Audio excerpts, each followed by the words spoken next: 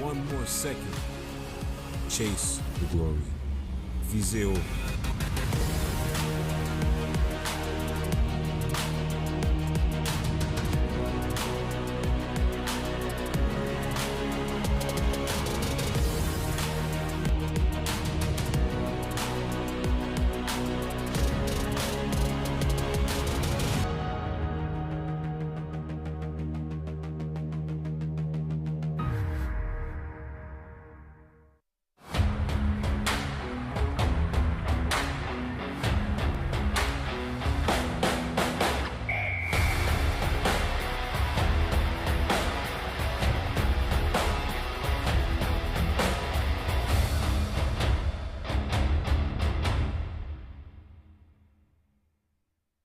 U-Sports on CBC, presented by les championnats U-Sport à Radio-Canada, une présentation du gouvernement du Canada, the Government of Canada, Nike, Fox 40, Thunderbird Medical Supplies, Les Bagues Baron Rings, APAR, and by BioSteel.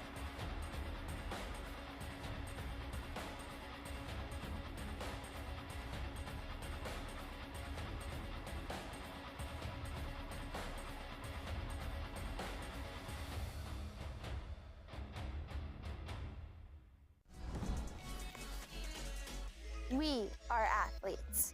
Do you know what Husky athletes are made of? Determination. Hustle. Resilience. We're part of a team and a community. We work hard for every goal. And every grade. Do you know what Husky athletes become? Pharmacists. Teachers. Professionals. Olympians. When you invest in student athletes, you invest in the future.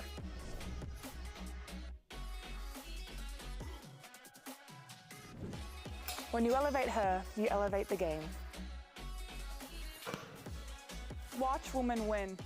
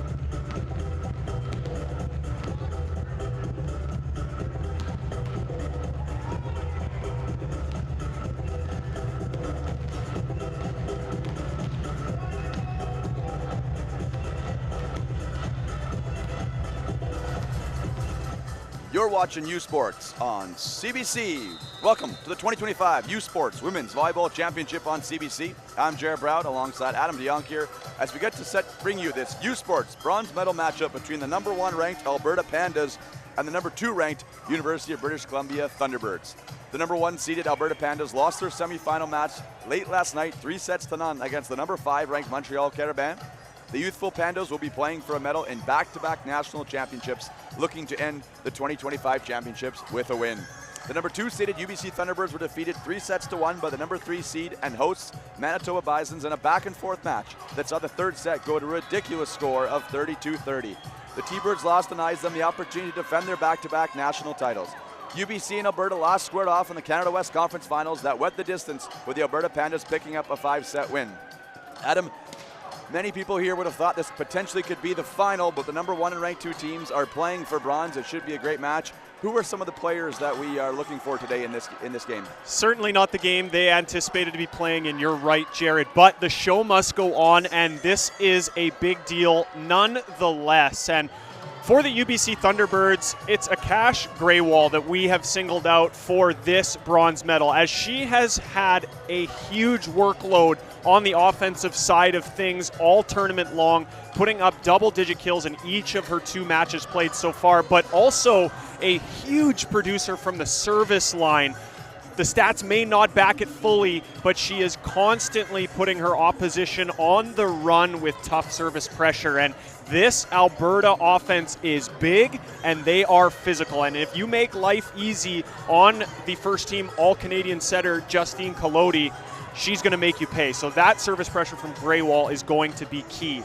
On the Pandas side, it is the second-year left side, Abby Guzin, who is going to need to have one of her best matches of the tournament.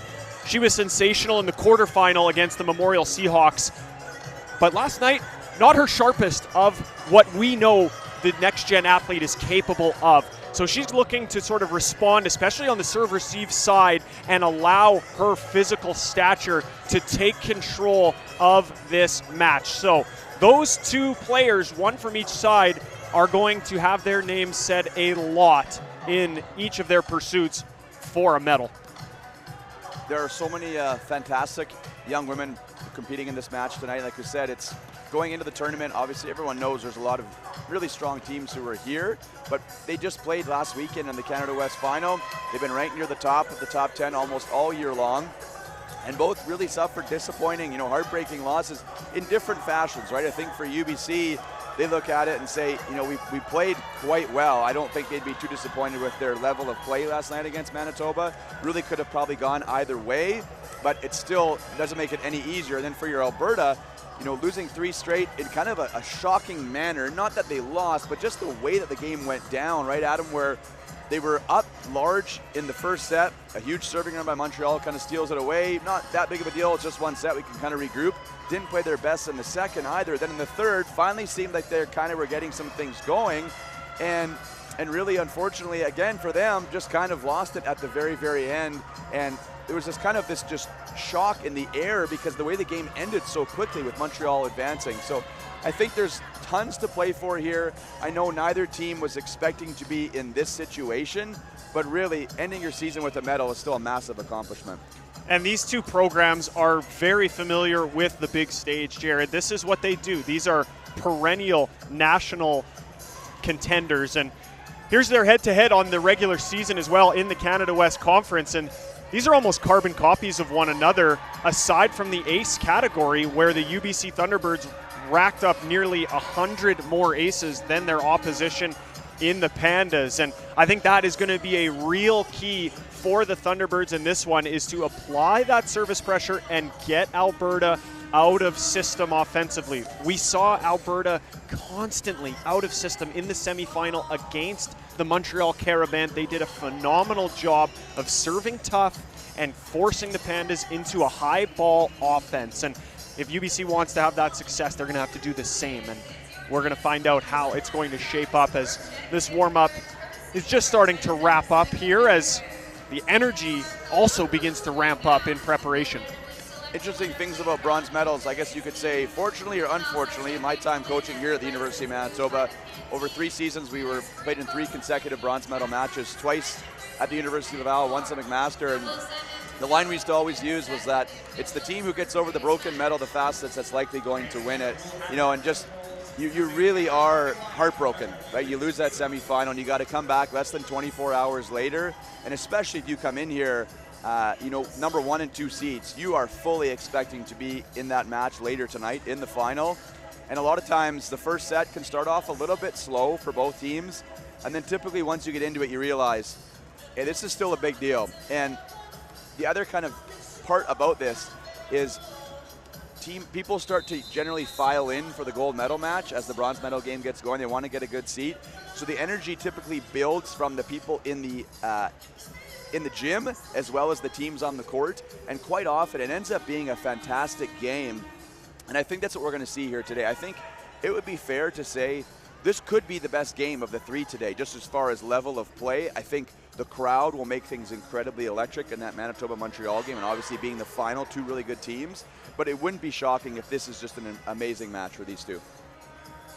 I think the body language will tell us right out of the gate, Jared, how these teams kind of manage the emotions of a very unfortunate semifinal loss for each of them.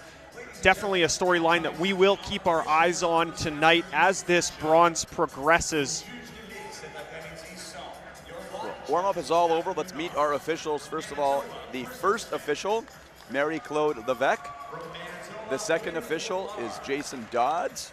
And then our lines people are Stino Siragusa, Crystal Smith, Paige Donald, and Trevor Reimer.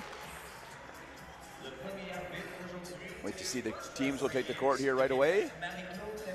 And I want to make mention, we've talked about this a couple times, but a lot of the head officials, the ones that we see on the stand or as the umpire, a large portion of them are from out of province. So getting to travel here for this event, being selected, being one of the representatives, you know, something that means a lot to them. And then for the lines people, I believe from what I've seen, almost all of them are from Winnipeg and surrounding area. And you know, what an experience for them. I think a lot of them are sort of newer to reffing, right? Kind of in the last 5 to 10 years, sort of, haven't been doing it forever, whether it be former players, people who've kind of taken up an interest in it. And I'm sure for them, they're thinking, maybe we can eventually work our way into being a starter, or being a head official in some of these events. So let's meet our starters now. First of all, for UBC, so far very similar to what we saw yesterday. Number 1, Emily Seelovs. Number 4, Akash Graywall. Number 5, Izzy Robertshaw. Number 11, Trinity Solecki. Number 16, Emma Doyon.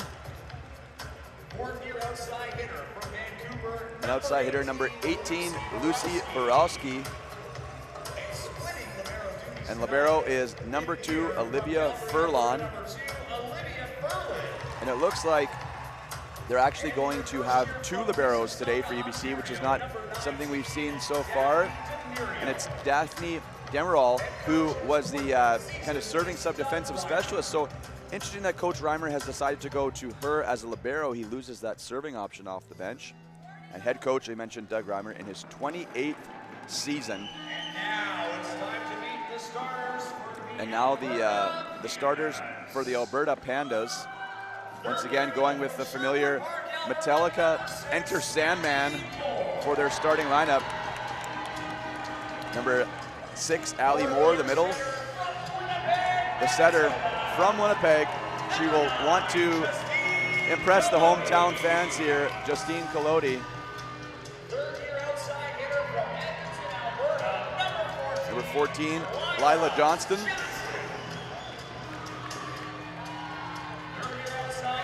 Number 15, Mackenzie Poole.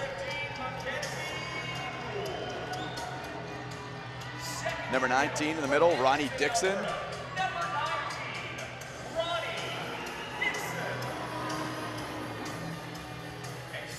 And on the outside, one of our players to watch in this game, Adam, he made a great point. She was unstoppable basically on Friday in the quarterfinal. Didn't quite get into that same rhythm yesterday, but expect her to bounce back. Abby Guzin, and then libero, Misha Hamid, head coach in her 2nd season, Carolyn O'Dwyer. This almost feels like the unstoppable force meets the immovable object here, Jared, with these 2 programs, doesn't it? We've got the unstoppable force, which is the Alberta Pandas. They won 22 consecutive games this season up until last night's semifinal. They've also medaled at each of their last 8 trips to nationals, which is just a phenomenal unstoppable run. But the immovable object in their way is the perennial powerhouse in women's volleyball in this country, the UBC Thunderbirds. They've got 5 national bronze medals, but they have 14 national titles. That's 24 medals in total in their history. So these are really 2 titans coming together, battling it out for a spot on the podium here at the 2025 National Championships in Winnipeg. This is going to be very, very entertaining as the night goes on, and what a privilege it is for us to be a part of the call. Absolutely, it's Championship Sunday here on CBC Sports, the 2025 U Sports National Championship. First serve coming from UBC and Robertshaw, taken by Guzin, pass to Collodi, dumps it down. Big celebration, Alberta with the opening point. She has had quite the representation all weekend long. She was actually quoted on the Thursday's media day to say that she was approaching that every game was a home game. That's how many fans she was bringing out from her hometown to support her and her Pandas. And to a certain degree, she's definitely not lying. There's a lot of green in this crowd. It is almost St. Patrick's Day too, Adam, so people might maybe still wearing it from the night before, getting out there and see if they have any luck of the Irish. Are Pandas Irish? I don't think so, but the green is certainly present in the crowd today as Greywall is dug up out of the back row by Moore, bumps it outside. Guzen's just going to send it over. Borowski with the pass. Robert Shaw goes middle to Doyon. She covers her own attack. All the way outside to Solecki. And Solecki blocked by Dixon and Guzen. 2-0 Alberta. Just 2 points in. That's a mega rally to get things going and really set the tone for the rest of this match, I'm sure, Jared. That was a lot of defense being displayed by these collective six. Moore's serve clips the tape, kept alive by Furlan, bumps it outside to Borowski. Borowski looks to tip it over, but puts it into the net. So a nice early start here for Alberta. 3-0 gap. This rotation has, it's interesting because they swapped Greywall and Solecki. Coach Reimer, it's the P1 position has been played by Greywall the first 2 days, and now he's moving Solecki in that spot. So we had seen this rotation give them a little bit of trouble as UBC gets the block on the side out. But typically Greywall would hit on the left, right? We saw Borowski trying to hit her in the middle. I don't know if that is something they'll do with Solecki, but maybe just trying to change up the matchup a little bit. They've played each other, I guess, multiple times this year. They just played last weekend. It's a situation where maybe trying to throw a curveball to Alberta, give them a different look. A Solecki serve, passed up by Poole. Kolodi outside, Guzen, and that's how she wants to start. Big celebration there, nice smile. And I think, like I said to you before, sometimes it only takes a couple points where you realize, okay, we're not playing for gold, but we're still playing for medal. Let's make this a great match. And it's, I think, certainly easier when it's teams from your own conference. Definitely. The familiarity is there, Jared, like you said. And you're 100% right. I think a big kill, but a net violation first, would have been a kill nonetheless for Greywall. But this sort of strategic placement and the switching of the left sides for UBC, this has to just be in an effort of trying to combat that familiarity. Like you said, these teams have played each other multiple times already this season. Just last weekend, they had a heavyweight tilt in that Canada West final. You just have to do something different. You have to try and find a wrinkle against teams that know everything in and out about you. Another kill there for Guzen. One thing that's interesting about that switch is you don't get Greywall going back to serve right away, which is such a huge weapon for her. So now that means she won't serve as much, right? She could still go back there and serve effectively when she does get there. It just seemed like it always worked out in the rotation for her. She was on the service line when they needed it last night. Back to Borowski on the right, power tip, dug up by Johnston. Kolodi goes back pipe to Guzen. That ball doesn't get over the net, but I think Seelovs was there waiting for it regardless. Now this is the third match of the weekend for these teams. Typically during the conference season, you get a back-to-back. Friday night and Saturday night, you play the same team and you go on your merry way. Will we see a bit of volume and a bit of maybe fatigue set in with these athletes here, Jared? As I just make the point, or I bring up the question to you, as especially on the UBC side of things, they played a 2.5-hour match last night against the University of Manitoba, just 4 sets. And someone in particular, like Lucy Borowski, she had 53 attempts in that match. Well, I think the interesting thing about playing 3 games in a weekend as Greywall gets the kill, that I find that is difficult. But I think it's more the shorter turnaround time is something to monitor as well, right? This game was supposed to start at 3. Luckily for the athletes, it's actually not starting till 4, so they get a little bit more time. But that game between UBC and Manitoba, that didn't finish till about 8:30. And then I think we were out of here by a little after 10 maybe for Alberta. So by the time you get something to eat, you get your recovery, or sure there's some athletic therapy work, there's all kinds of stuff. There's no way, especially off the disappointment of losing 2, no one's asleep for probably 1 or 2 in the morning. Then you're up early, there's some sort of video, there's scouting, there's lots of stuff that goes into today. I'm sure they're maybe even more exhausted from that than anything else. So Greywall mentioned that incredible weapon for this T-Birds team from the service line. Passed up there by Hamid. Pipe to Guzen, tipped over, takes the setter Robert Shaw out of the play. Furlan, a former setter herself, gives a great ball to Borowski. Diving dig by Kolodi, bump set coming here. Johnston on the right. Graywall with the dig. Robert Shaw finds Seelovs in the middle. Hamid diving save, and amazing job just not touching the center line there either. That was incredibly athletic. Outside, Solecki off the hand of Johnston and down. A fun rally there, Adam. Yeah, that was, Jared. Misha Hamid has been phenomenal all weekend long. She has been so active on the defensive side and playing in position 5 defense. She's almost like a hybrid. We see her hovering almost in that position 6 at times. Just such a vacuum on that left side of the floor for her Pandas, making life very easy for the rest of her team. And we see another great pass off her platform there. And the Pandas side out nicely to get rid of a Cash Graywall serve in just two attempts.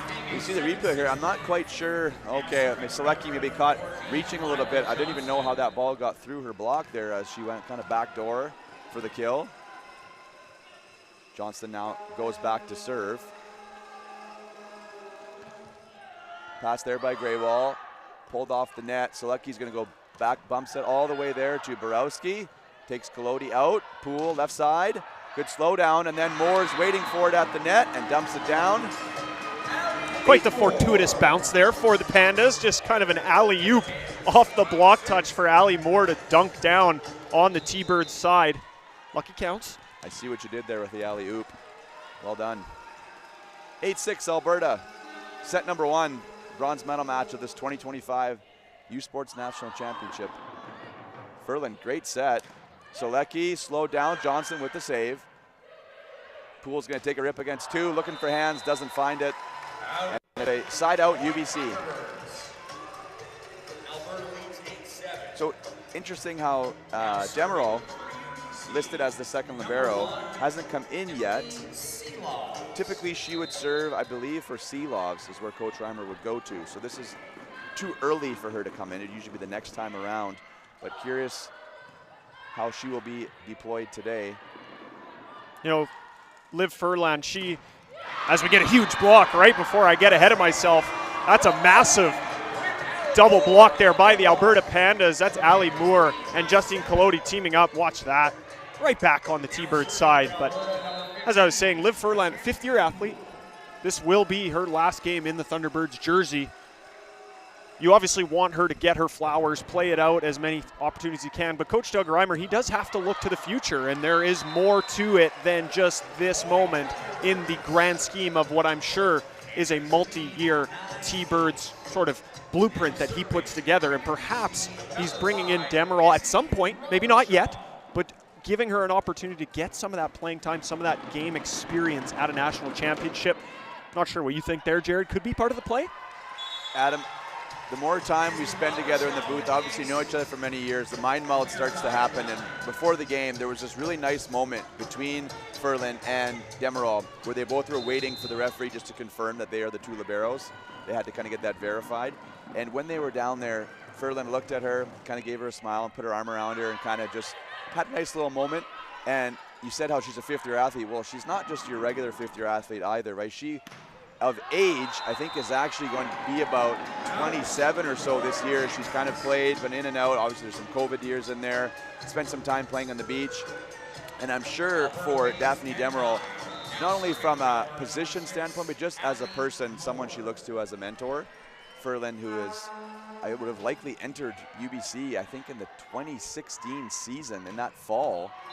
She's been around a while and is a fantastic player, but I think, like you said, there's a passing of the torch there, and it's maybe even just getting her out for once across the back or once dig, or, you know, whatever it is.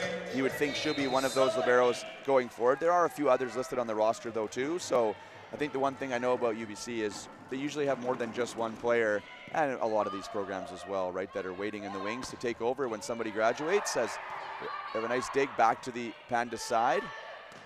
Guzin dug up there by Solecki. Robert Shaw, middle to Doyen.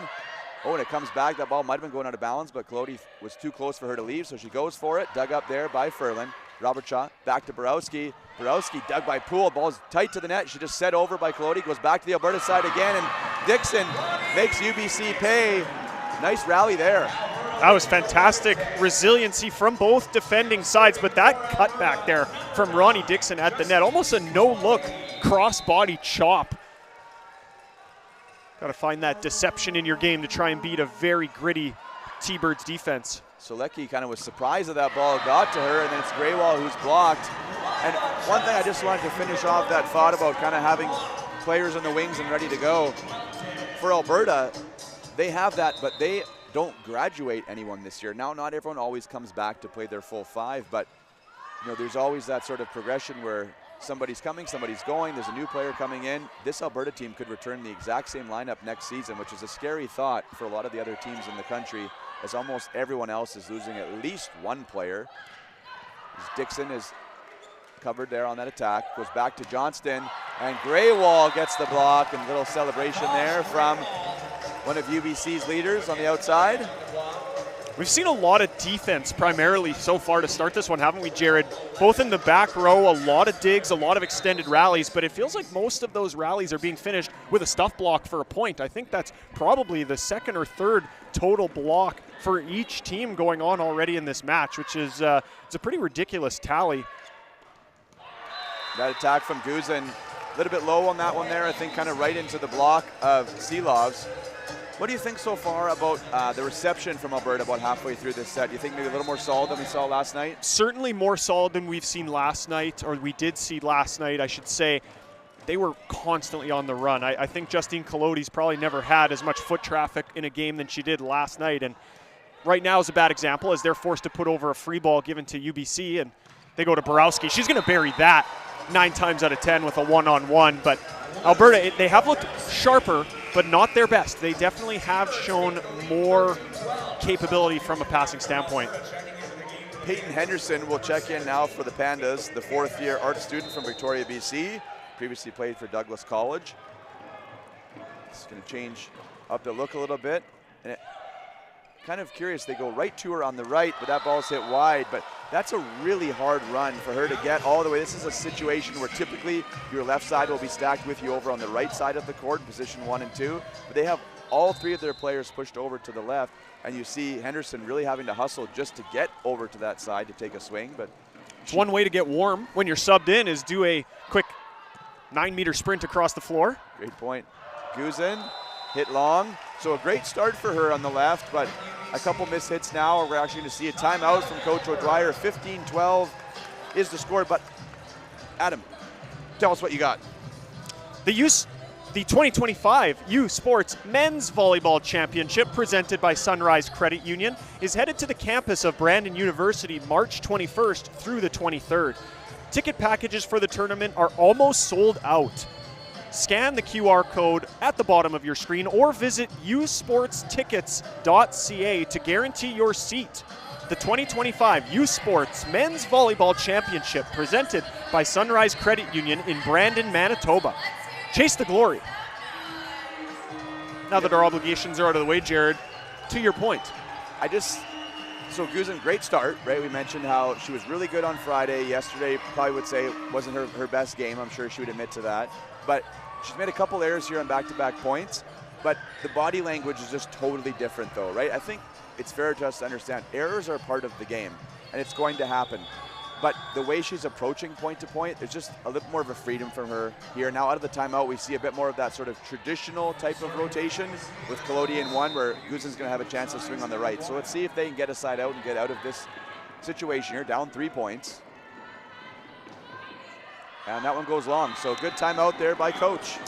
To your point that you were making, Jared, the level of execution, talent, and skill that we see in front of us for all of these athletes in this bronze medal game, it's sometimes maybe lost to us that a player like Abby Guzin, she's in her 2nd year. She could be a 19-year-old kid. She may be 20 years old at the oldest.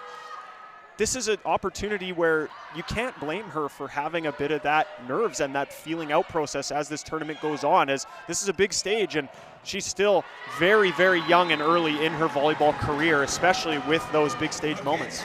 Mackenzie Poole just overpowers the block of the Thunderbirds there.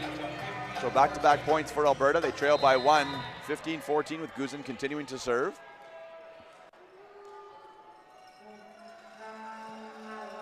Her jump float taken there by Solecki. Graywall's just going to put it up high in the middle, but Solecki's actually going to take a swing. That's a good way, Adam, to make up for your reception. It's coming out of the back row and score on the pipe. we're going to see a double substitution. This is the first time that this move has been used by Coach Reimer this weekend. Coming into set and serve will be number 6, Mackenzie Campbell. And checking in the front row, ironically, we talked about her in warm-up, Alexa Turner-Malinek, 6'5", first-year student. Adam, you said you walked by her in the hallway and you were amazed how much bigger she was than you even. Yeah, she is all of that 6'5" that she's listed at. You know, volleyball is a funny game. You love to get any sort of mental advantage you can. Maybe you list yourself a little bit up on the roster when other teams are sort of taking a peek. That is not the case for the first-year substitute here on UBC. How tall are you, Adam? I'm 6'3". 6'3"? Okay, so I mean, we said she's a legit at least 6'4", 6'5", which has a lot of size for the first-year athlete. She's going to get a chance to swing here on the left. Kept alive by Collodi. Now, outside. Nice dig there by a setter. Just got subbed in. That's Campbell. And then it looked to be tipped over. Play continues. Graywall swinging on the right now. And Dixon's going to come in, but Poole was caught tight to the net, but Graywall was blocking, slows it down. Rally continues. High ball swing, dug up by Guzin. Might have been going out of bounds, but it's too close to leave. Poole, power tip, dug up by Selecki. Middle attack, Seelovs, and it's the block of Moore, shutting it down, 16-16.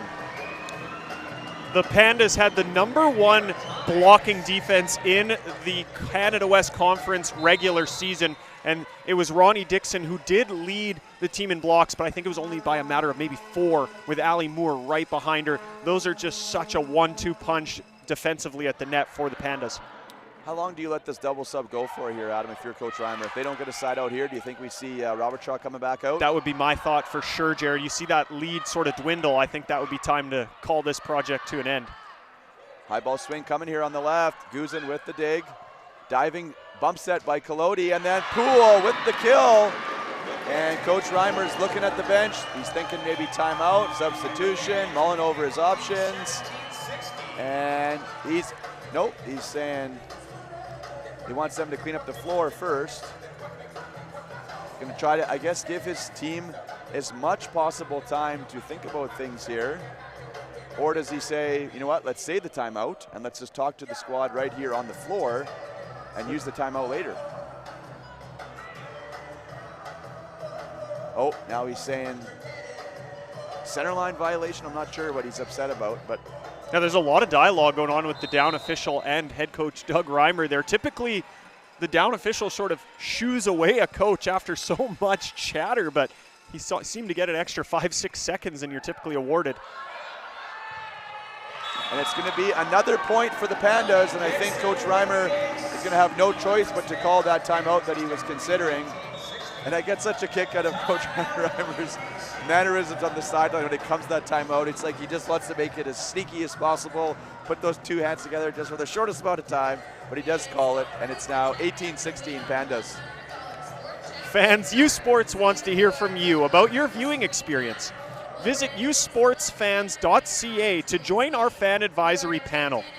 Tell us about yourself and help shape future U Sports Championship broadcasts by giving us your feedback for your chance to win U Sports prizes. Join the U Sports fan panel at usportsfans.ca.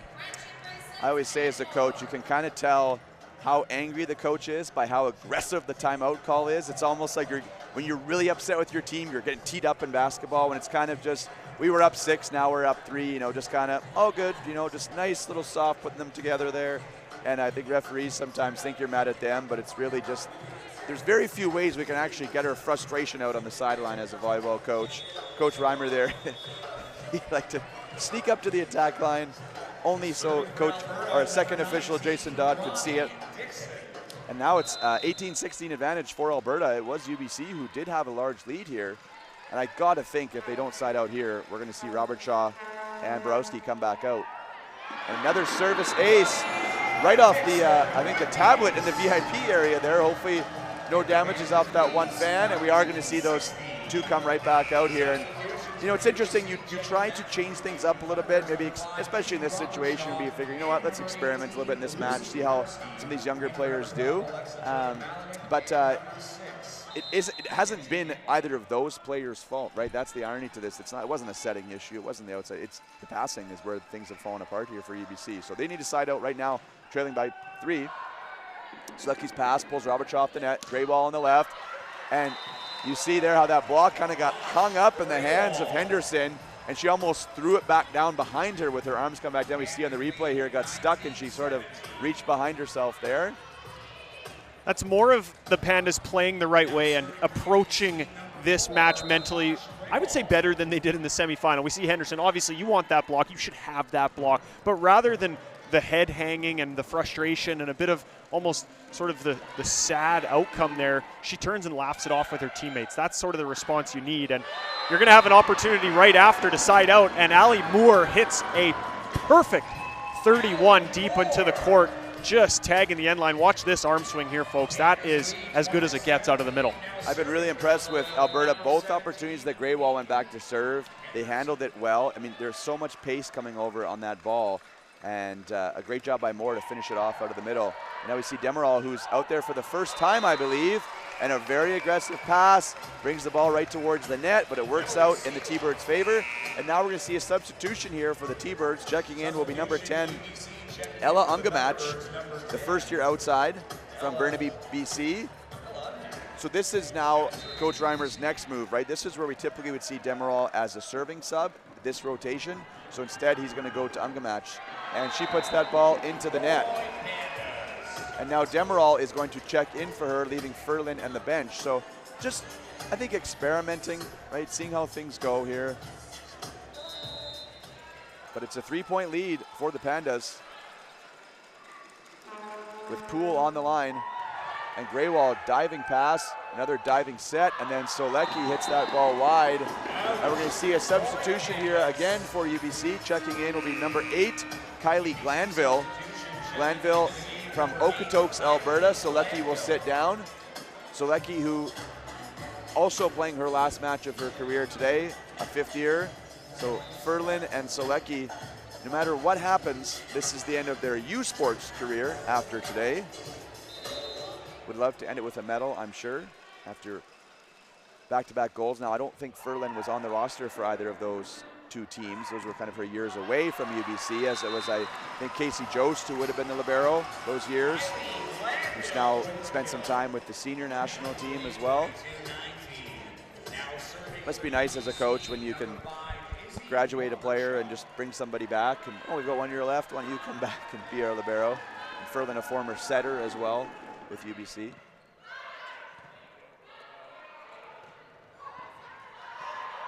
Ball back to the Alberta side.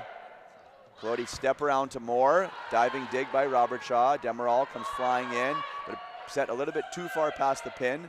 Zabrowski had to just set it over, and now it's Guzin dug up again by Demerol. Pipe to Greywall, and Greywall looking for the hands, and we're not going to see a touch call by anyone. I think that's the right call. I didn't see one myself in the replay here. Yeah, just over top of the block. Certainly not the tidiest match here from the offensive side of things, as we're going to see Coach Doug Reimer take his second and final timeout of this first set, as it was all T-Birds sort of 2/3 of the way through, but the Pandas have really flipped that script. And you know, I do have to show some appreciation for the approach that Doug Reimer is playing with here. He's clearly giving opportunity to individuals who have not played much, if at all, in this national championship so far. I mean, we've seen a couple of these athletes come onto the floor. We've seen Kylie Glanville as a service sub, maybe 1 or 2 opportunities and then right back out. You said we have seen Demerol a few times in that serving sub capacity, but giving them a chance, giving them a bit of exposure to this moment, I do really like that display from Coach Reimer. We'll just see how much and how willing he's going to be to go to those other athletes if this first set lands with the Alberta Pandas, which it certainly seems like they're on their way to claiming set number 1, as they do lead 23-19, and they've got a weapon of a server in Ali Moore at the end line right now to get us back up and running. Moore's ball taken there by Greywall. Back to Borowski, slowed down nicely by the Alberta block, but Poole was cheating a bit more to the position 1 side and couldn't come up with that dig. So now it'll be Glanville who will go back to serve. Glanville, who previously spent some time in the National Excellence Program, the NEP. She's going to need a couple excellent serves here as they trail by 3. That one will help, clips the tape. Clody goes up high to get it, outside to Guzin. Nice high tip, blocker reaches back, but it slows it down enough that UBC is able to recover. Alberta's going to have another chance. Step around, Dixon. Nice dig there by Robert Shaw. Demerol bumps it outside to Greywall. Nice job there by Hamid. Kalodi on the run. Guzin down the line, and she gets the kill. And we now have a set point opportunity here for the Pandas. That's where Abby Guzin shines, Jared, is in transition like that. When there's no other option but a high ball out to her on the left side, she can still put that ball away with a lot of pace, and that's where she cashes her paycheck. Greywall goes pipe to Glanville. Guzin with the diving save, kept alive, see if Alberta can get over it. They do. Robert Shaw quickly back outside to Borowski, through the block. There's a little bit of a seam there between Guzin and Dixon. I think Guzin looking up at the aerial going, maybe I went a little bit too far on that one. I think predominantly Borowski likes to bring the ball back cross court, and I think you'll see Guzin try to make that adjustment of working it back. Now, this is a rotation where Alberta got into trouble previously, and this is where they actually subbed Johnston out, and they brought in Henderson, and now they're back to that traditional type of rotation. That pass will certainly help. They go ball to Dixon, and that will finish it off. Alberta takes the opening set 25-21 and now lead 1-0 in this bronze medal match. You're watching the 2025 U Sports Women's Volleyball Championship on CBC. We'll be back with you after a short break.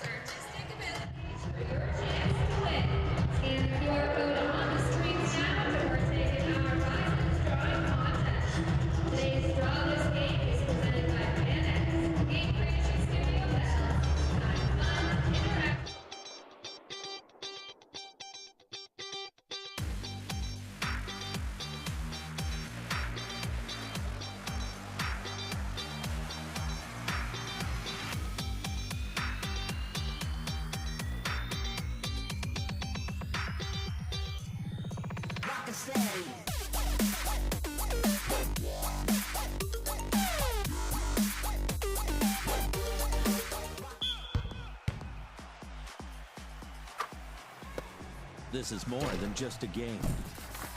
This is about who rules the court. The U Sports Basketball Championships, March 13th to 16th on CBC Gem.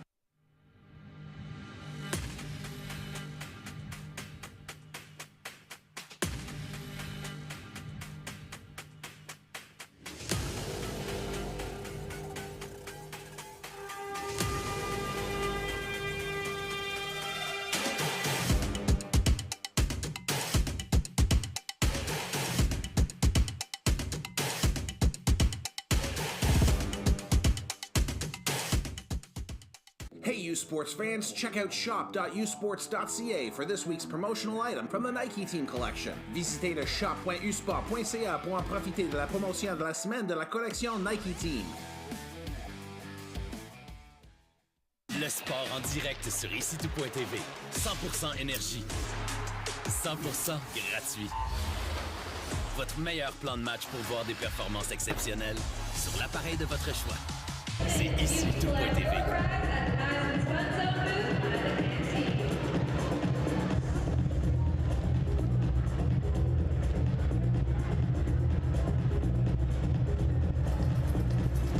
Welcome back inside Investors Group Athletic Center, just seconds ahead of the second set here in the bronze medal match. CBC is Canada's home for university sports action. The nation's top university women's and men's basketball teams are in Vancouver this weekend for the 2025 Indochino U Sports Final 8, presented by Victory Creative Group. Catch the men's gold medal game today at 4 p.m. on CBC TV and Sportsnet, followed by the women's game at 7 p.m. Eastern, also on Sportsnet. U Sports on CBC, where champions are made. We're quickly approaching the end of the U Sports season here. A big bulk of everything will be wrapping up over the next couple of weeks. And I mean, a big reason for that is we're approaching the end of the school year here pretty soon too. We're getting close to the end of the year. And I know I felt it today, Adam, outside, just walking into the gym this morning. It's getting a little bit nicer. You know, we're getting more into spring, and you know, it's exciting times. Kind of approaching the end of the year, everything's wrapping up, but we have a huge day still ahead of us here. This is just our second of 3 games. It's the bronze medal match, UBC and Alberta. Number 1 and 2 ranked teams in the country playing for third. I think Guzin she's okay. Took that one off the head a little bit, but she's fine, laughing about it. I really like her demeanor on the court, and we didn't see that as much yesterday. I think it's understandable, but today she seems to be really light. Just got a good spirit to her, always smiling. And I like when athletes don't take themselves too serious, right? We said at the end of the day, I think Montreal, their coach Olivia Trudel keeps kind of harping on this. They're playing for fun, right? This is supposed to be a game. As we see a huge kill from Moore, that's a lot of fun. That'll help smile when you make plays like that. Yeah, that makes life pretty easy, I would say, on your own side, Jared, for sure. You pick up, you make a big kill, you make a big play, put a point on the board for your team. Hard not to smile in that moment. Coach Reimer electing to keep Greywall on the bench here for the start of this second set. Didn't think she played poorly. I thought she played fairly well, but again, maybe just giving Glanville a look.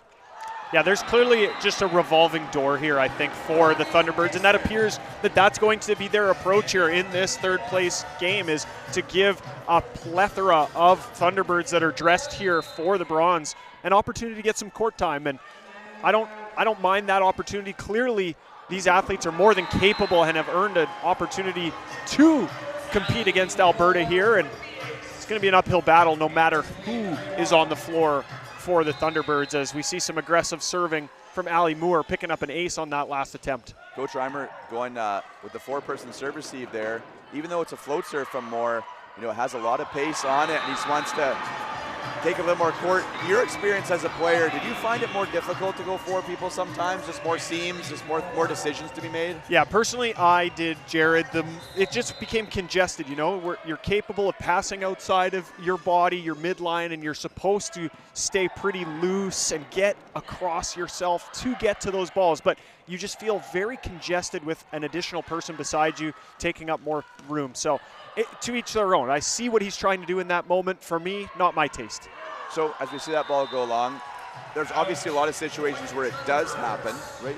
What are some reasons why athletes and coaches will make that decision? What are some reasons what we would lead us to go that way?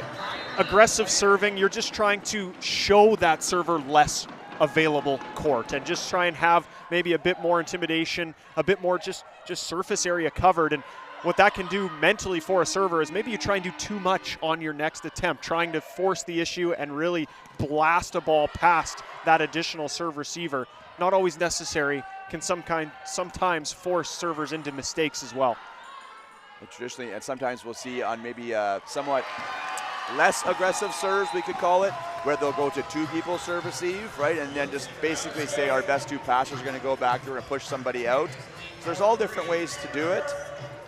And it's really, like I said, what you've practiced, what you're comfortable with. It's back-to-back points. 4-3, Pandas still leading. Glanville serving. Passed up well by Poole. Collodi middle to Dixon and squeezes through Selecki. Can't repeat what she said on her way down, but wasn't happy with herself as she didn't quite get there in time to help. And sometimes, we're trying to obviously do our best there, but if you're going to be late in that situation as a help blocker, you're actually better to let the ball go by you and let your defender have a chance to get it. And that's probably what Selecki was thinking on that one.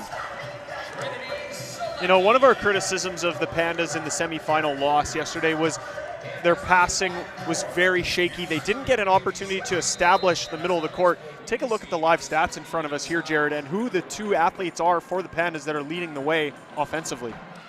Ronnie Dixon, 5 kills on 8 attempts, and Ali Moore, 3 kills on 4 attempts. The middles, a combined 8 kills already, and that's a byproduct of being able to control that middle of the court. Strong receptions. Now this is interesting. That ball is going to be called off the block into the aerial. From our angle here, again, we'll see on the replay here. Oh, exactly, right call, good. Happened quickly, and I didn't quite have it lined up at the right angle. Now that we see it a second time, that was the correct call. So good job there by the officials. Yeah, Alberta's not aware. They're still sort of set up in as if it was a serve attempt for them. They've now resurfaced in serve receive. Adam, you made mention to me off air in between the first and second set that when we saw Henderson come in to play opposite for Alberta, a great kill there though by Guzin. We never saw Violet Johnston come back in, and you thought she looked like she was maybe favoring a leg a little bit potentially, but she's back out here now in this second set, so hopefully she's okay. And speaking of okay, Guzin was more than okay on that swing. That's one of her best attacks of the whole weekend. Oh, might have a ball hand. Yes, exactly. That's going to be called over the net. Coach O'Dwyer does not agree, but I think that is the correct call. The setter has, what do you think on the replay there, Adam? I didn't quite catch it. Yeah, the setter has the first entitlement to that ball because it's coming from her side of the net. If she contacts that ball within her parameters of the court, she gets first dibs. And I do think it was an incredibly athletic play by Robert Shaw to get to that ball, forcing the violation on Ronnie Dixon. I think it was a 50-50 ball until Robert Shaw made that great play at the net to get to it first. UBC has clawed back up by 1 point, 7-6. It's Borowski serving. Great pass there by Hamid Kolodi. Quickly back to Johnston. Dug up by Glanville. And this time a sneaky play there by Robert Shaw. Well done with the left hand. Hopefully we can get this queued up on the replay here. Look at the deception. Both hands start high and just a quick drop of that right hand at the last second. Nobody in the gym but Robert Shaw knew that that was coming over on two. Well, it's funny because you have to know in the back of the Alberta blockers' mind, they've just given up a point two before for being too aggressive at the net. So they're kind of get stuck a little bit, and she goes up and makes them pay. That was really well done by Robert Shaw. 8-7 T-Birds. Dixon back to serve for the Pandas. And that one is taken there by Ferland. Robert Shaw, 60 to the new middle, which is Jocelyn Lenarchich. We saw her a little bit yesterday, but she's going to get the start here in this second. And it's Selecki in transition, dug up by Guzin. Kolodi, job well done to find Johnston, but it's Borowski with the great dig. And on the pipe, Glanville sees an open spot. We've mentioned this many times. You see that middle playing defense in 5, and she made her pay. Yeah, that's probably a ball. We don't want to speak in kind of hypotheticals, but probably a ball that Misha Hamid is going to pick up more often than not. She's just so active defensively, but when it's a middle serving, she doesn't have the opportunity. She's sitting on the bench. Great vision there from Glanville. That serve from Selecki goes long. That's back-to-back misses now by the Thunderbirds servers. Just seeming like they're maybe forcing the issue a little bit too much from the service side, a little over-aggressive. Lila Johnston goes back. Mentioned she only played about half of the first set, but is back out here now in the second. Robert Shaw goes pipe to Borowski this time, a bit of a different look. And then it's soft blocked, covered by Alberta. Once again, the Pandas swing, and Ferland can't get enough of it. Nice I don't know. Attack there by Poole. I don't know how she got to this angle, Jared. This was a very well-established two-player block of UBC in the right location, but she still carves that around the middle blocker of Jocelyn Lenarchich. She's now going to be subbed out after that play, and it's number 15, Lenora Barbalovich-Nad, subbed in for her first taste of U Sports National Championship action this weekend. Well, it's interesting because it's Seelovs who got the start, so you would assume that if Coach Reimer was going to make a substitution in the middle, he would go back to her. But again, electing to get a bit of a more experience for this first-year middle. It's Selecki on the back. I have a theory for you about that in a second after this rally. As Poole's caught leaning back, able to still put in a pretty aggressive attack. Borowski back row, again tipped over. This time we see Hamid is there to keep it alive. Poole again. Ferland with the dig. Selecki tracks it down. Good hustle.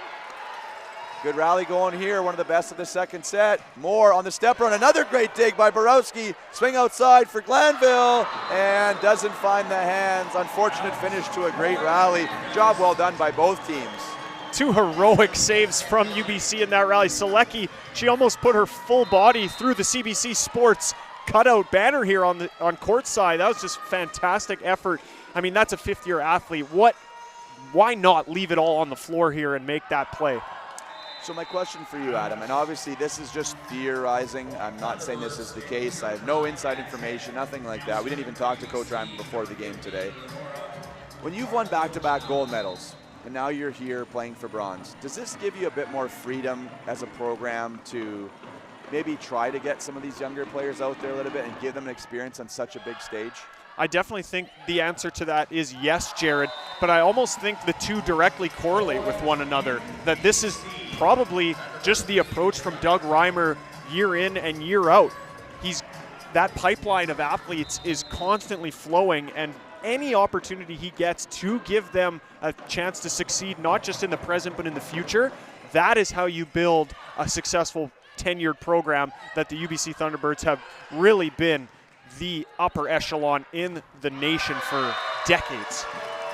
Huge step block there by the setter, Izzy Robertshaw.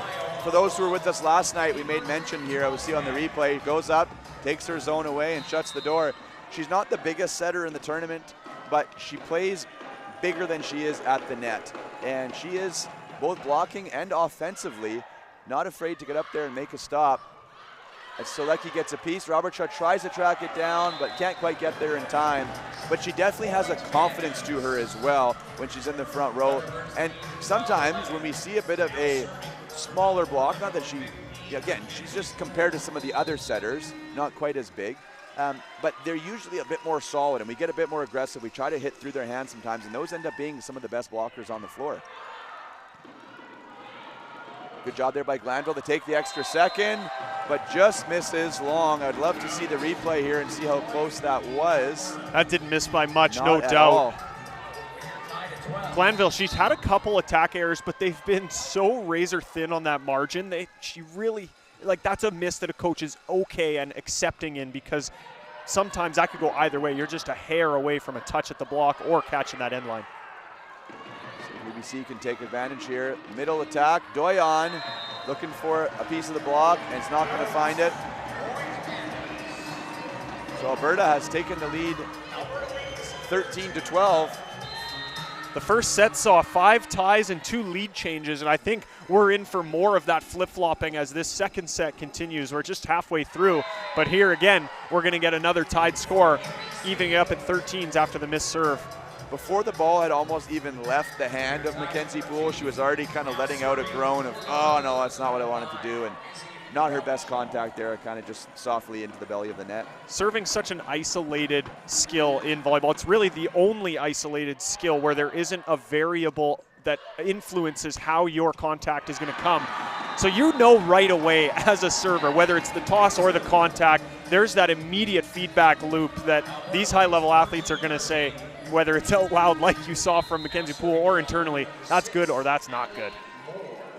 So as we're at the halfway point of this second set now in this match, is it fair to say that the athletes, they're kind of over whatever disappointment they have maybe playing in this game for bronze instead of gold, and now they're just really fully engaged into this one? Absolutely, and you can see it that this is really a present mindset from each of these athletes now, and the competition has certainly ramped up as the match has progressed, and I think it's a direct relation to what you said there, Jared. They've forgotten all about yesterday already. They're in the heat of a moment. These are really premier competitors. They're living for this bronze medal right now. Interesting dynamic about this is I think it's probably fair to say Alberta, both individually by some athletes and then collectively as a team, probably not thrilled with some of their play, their execution at times in that match yesterday in Montreal. Whereas UBC, I felt like when the game was so close and so tight, they're probably not thinking necessarily about we need to be better in this area or that area. There's always adjustments to be made, but more so trying to just change the end result and see if we can get ourselves a medal. And I think to both teams' credit, Alberta has certainly played better today. They've received much better. Guzin has attacked very well, and they've been able to get the middles going, who are both very effective because of that better reception. And then I think if you're UBC, Coach Reimer has elected to kind of mix up the lineup a little bit, so we're seeing a bit of a different type of team today. As we see a service ace, that thing just fell right out in front of the libero Furlan, and now we're going to see the other libero, Daphne Demerol, will check in. That was an impressive serve by Colodi.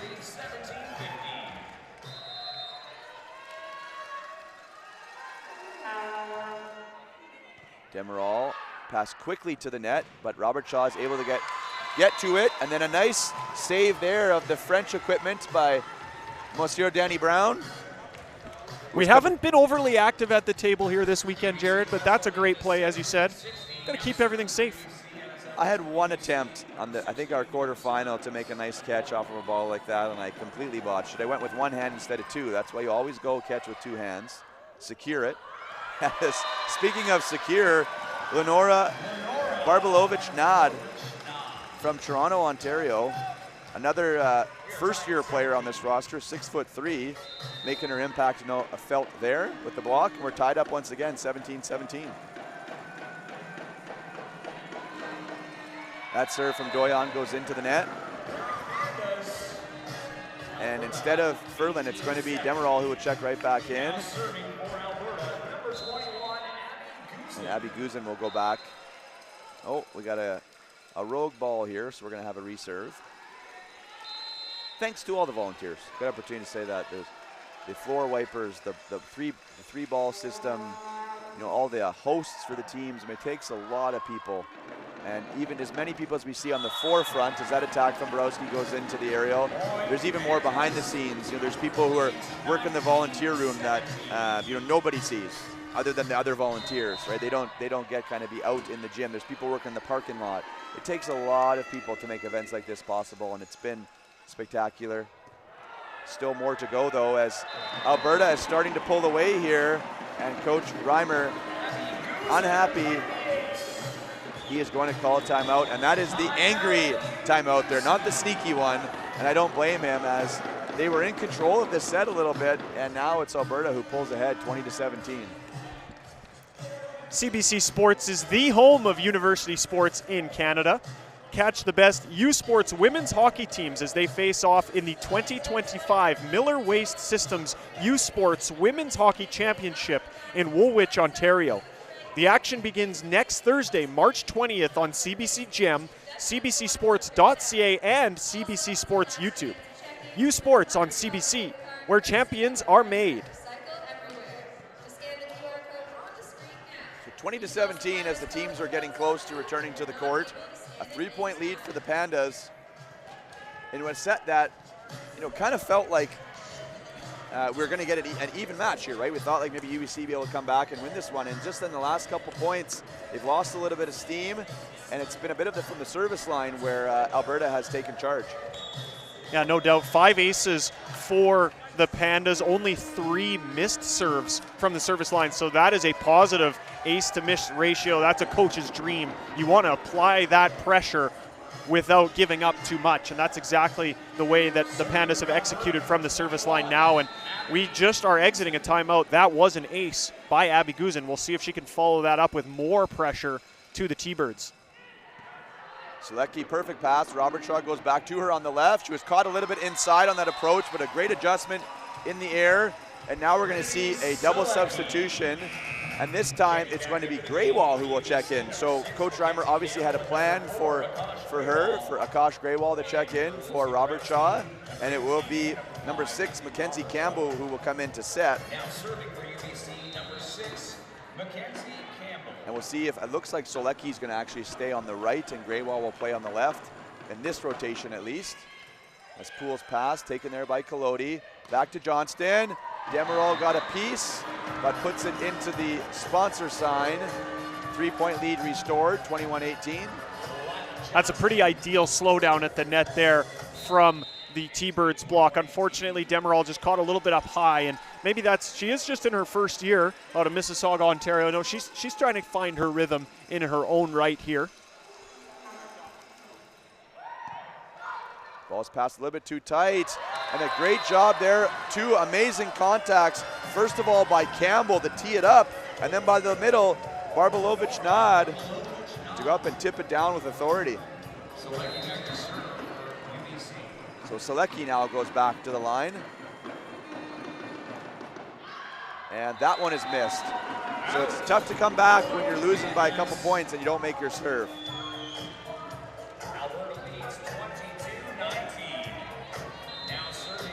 Johnston will look to continue to keep UBC in trouble. We haven't said Johnston's name a ton. Obviously, she missed a large portion of that first set. That serve goes long, but they just haven't seemed to really need her as much, almost haven't used her. A lot of the offense has been running through the middle and the left.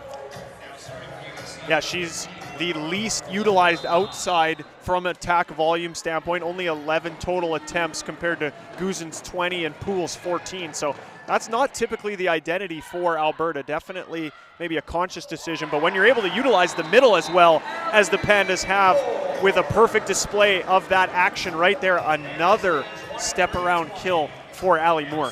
Well, Adam, there's only so much to go around, right? And obviously if you're emphasizing giving more attempts to another position, it's got to come from somewhere else. You can't just make up for it. It's not like basketball where you could kind of continually just score more and more points, right? You have to. There's only so many swings for everyone on your team, and especially if your players are effective, there's less longer rallies, and typically, as we're seeing, middles are more efficient than outside hitters. So if they're going to be putting the ball away, there's just less other pieces for other players to have. And I'm sure Johnston could not be any happier about it. They are 2 points away from going up 2-0. This is not a situation. Oh, that was close to a foot fault. Just missed the end line. Guzan's going to roll shot that. Dug up there by Glanville. Campbell goes back row to Solecki on the C ball, and she finds the sideline. Haven't had that run too often, but Trinity Solecki out of the back row, and it's now just a 1-point ball game. Timeout from head coach Carolyn O'Dwyer of the Alberta Pandas. So fans, U Sports wants to hear from you about your viewing experience. Visit usportsfans.ca to join our fan advisory panel. Tell us about yourself and help shape future U Sports Championship broadcasts by giving us your feedback for your chance to win U Sports prizes.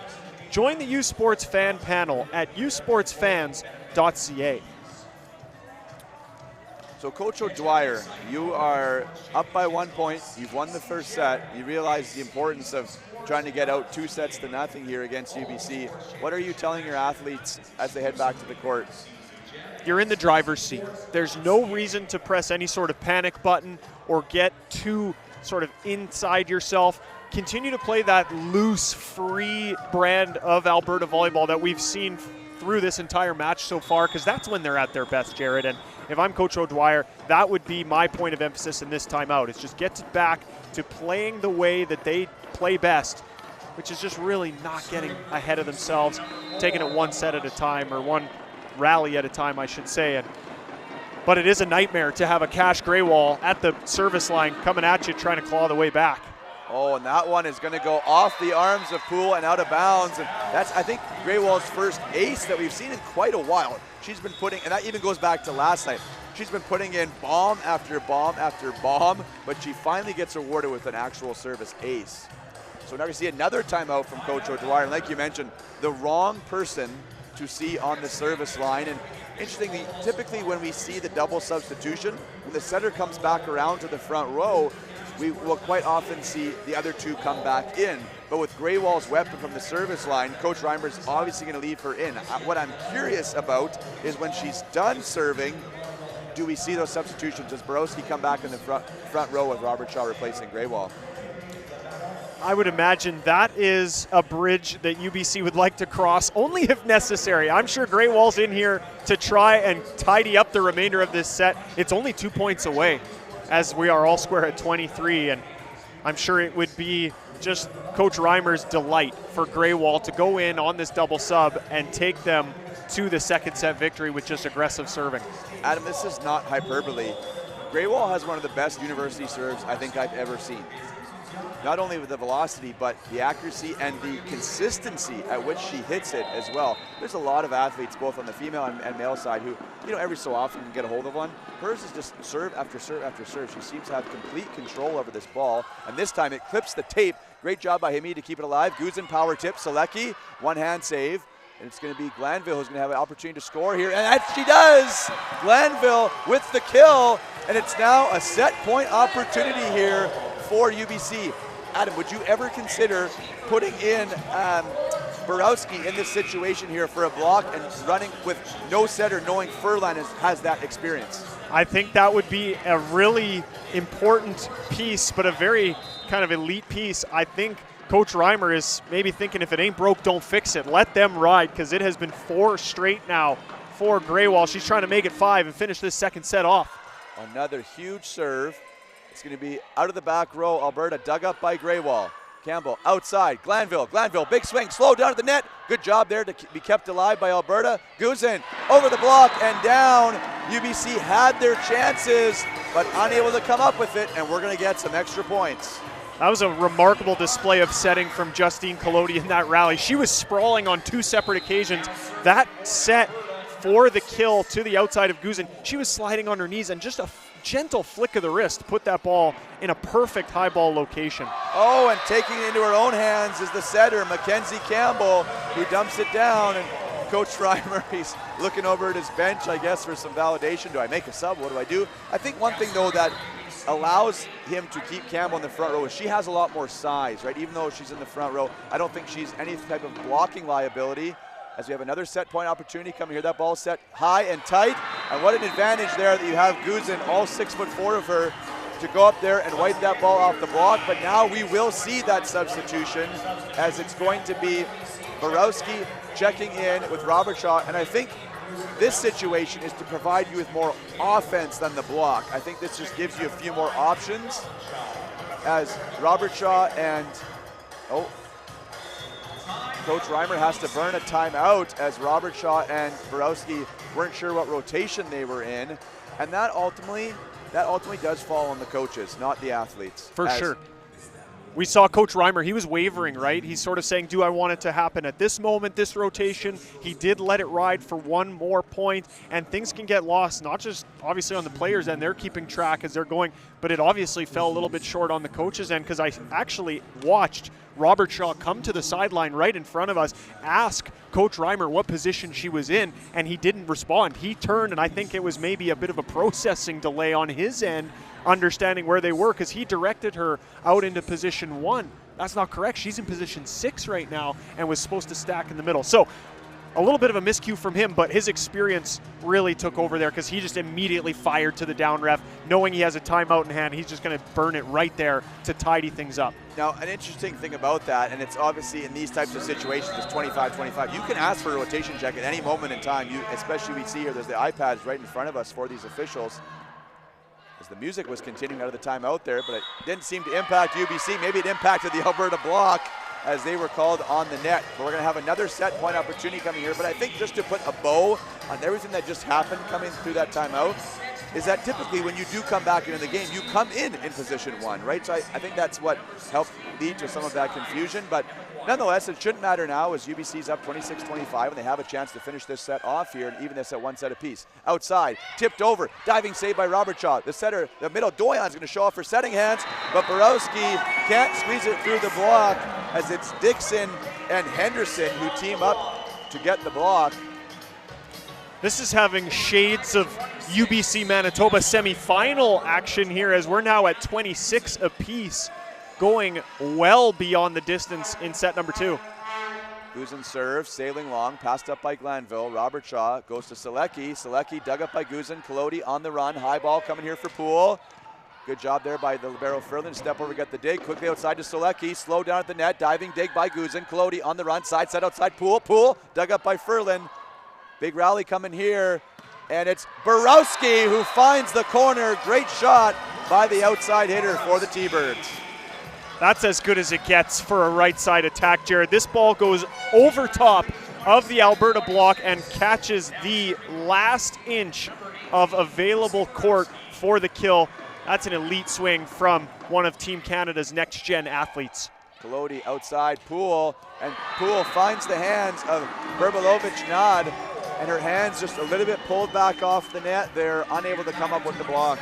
Looked like the timing of that set from Kalodi to Poole was not crisp, and she jumped early, but she caught the block with her, which actually worked to her advantage. So even though things weren't perfect, it'll get the job done. Dixon, who has given UBC trouble, but handled well there by Furlan. Selecki, nice cover by Glanville. Robert Shaw outside, Borowski, and again a huge swing, this time out of the back row. Good job by Guzin with the dig. Free ball opportunity coming here for the T-Birds. Robert Shaw quickly outside. Selecki tips it over. It takes the setter out of the play. Poole once again, and again she finds those hands of Barbalovich-Nad, and we're going to see a substitution. It's going to be Jocelyn Lenarchich who will check back in. And it's funny there, as Coach Reimer was looking to his bench, and you saw Emily Selov saying, I can't go in. It has to be Lenarchich. That was the starter for this set, was Lenarchich. So you're right, with the limited sub rule, you can only go in and out for who you were exchanged for. So set point opportunity coming here for Alberta. They go right to Lenarchich. She's been sitting in the bullpen for the last 20 minutes. Comes out, and gets the tip, and we're once again tied, 28-28. I don't know if Alberta was really expecting the ball to go to her there. I sure wasn't, Jared. Great set selection from Robert Shaw. What do we know? We're just sitting in the booth. We don't run the offense for the T-Birds. Selecki serve, passed up by Guzin. Outside, Poole. Oh, good cover there by the libero Hamid. High ball, Poole once again, tipped over. Borowski was there waiting for it. Robert Shaw, outside, Glanville, roll shot. Kolodi, back to Henderson. Selecki with the good beach dig. Back row, Borowski, aggressive swing. Nice job there by Poole in the one-on-one. Furlan, back bump set to Glanville, and Glanville finds the elbow of Moore and down.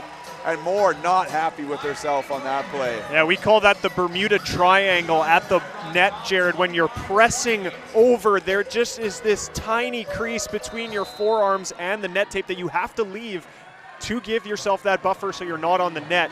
And that's exactly where that ball slipped through for another set point opportunity now for UBC. And it's going to be an ace by Trinity Selecki, the 5th year, coming up big and squaring things up at 1 set apiece in this bronze medal game. Alberta falling there at the end, 30-28 for the T-Birds, and we are now tied up at 1 set apiece. You're watching the 2025 U Sports Women's Volleyball Championship on CBC. We'll be back with you after this short break.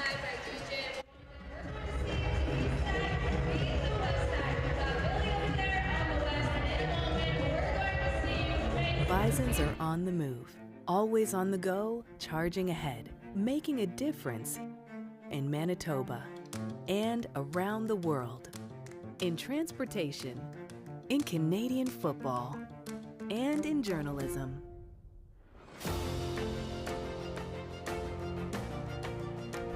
Where can you find Bisons? Right here, at the center of it all. Early mornings, late nights, every rep, every sacrifice leading to this. Fueled by BioSteel, the best get the chance to make their mark. One weekend, one shot at glory.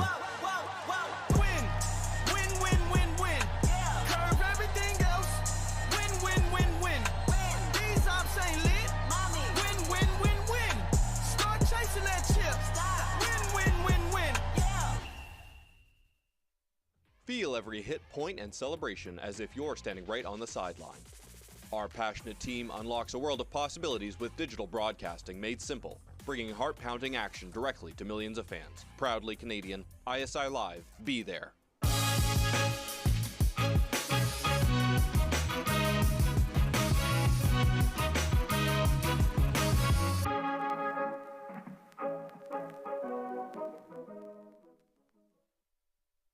Le sport en direct sur icitout.tv. 100% énergie. 100% gratuit. Votre meilleur plan de match pour voir des performances exceptionnelles sur l'appareil de votre choix. C'est icitout.tv.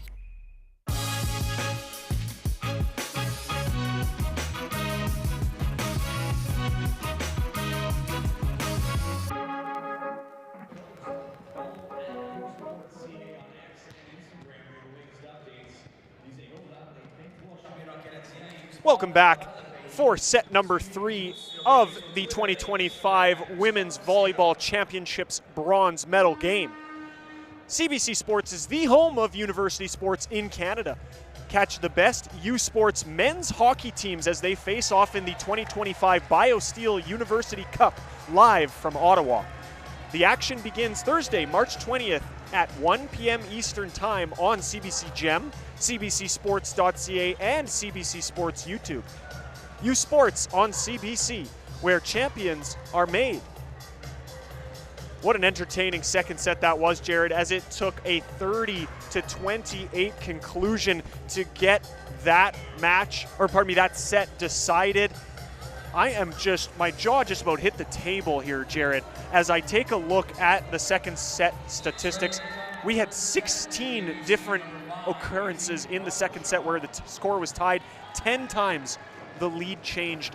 That is just as close as it gets, and that is just not a surprise, as this is the number 1 seed playing the number 2 seed. Is that not what we signed up for this match? We made the point before the game started that it was very possible that this would be could be the best match of the day, right? And we are well aware the gold medal there's so much on the line. The crowd is going to be electric. But these are the number 1 and 2 ranked teams in the country. And if they came to play today, if they had the right mindset, knowing that, yeah, we're disappointed, we're not playing for gold, but we're still playing for a medal, this had the potential to be an incredible game. And that's not taking anything away from any of their teams who are playing today. It's just simply, they just met a week ago in a 5-set battle in the Canada West final as well. And it's seeming more and more likely that we might be here for the long haul. The first match of the day, which was won by McMaster in a 5th set, that sort of put some things a little bit behind. We still have a ton of time. I don't think we're going to bleed into the gold medal match. It's still 2 hours before that. But this is very typical of the last day, where the 5th and 3rd place games can run a little bit long. And even though there's supposed to be a big break between the bronze medal and gold medal match, typically we see fans potentially start filing in some of those situations, which adds to the excitement.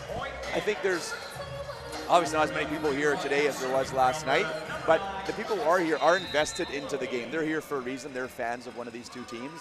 And I think the cool thing is these 2 teams, as we see a service ace for Colodi, they have provided a lot of energy and excitement themselves. They don't really need that many fans here. That's not necessarily the most easy to come by attribute either, Jared, is to generate your own energy. As these athletes, they're typically used to having their home crowd behind them or just a big crowd in general that's cheering for or against. Either way, it just creates buzz, and it's tough to generate that on your own, especially on the 3rd day in a row of heavy competition. And you said it best. They're doing a phenomenal job of bringing that intensity, bringing that execution, and we're just seeing the best of the best in this country for women's volleyball on showcase. Oh, and a service ace there for the T-Birds. A little bit of confusion by the Pandas. So it's interesting that Coach Reimer, he subbed out Lenora Barbalovich-Nad at the end for Lenarchich, but goes right back to her here to start the 3rd set. We're also seeing Kylie Glanville getting the start in this 3rd set as well. So the revolving door for UBC continues, but all very capable individuals.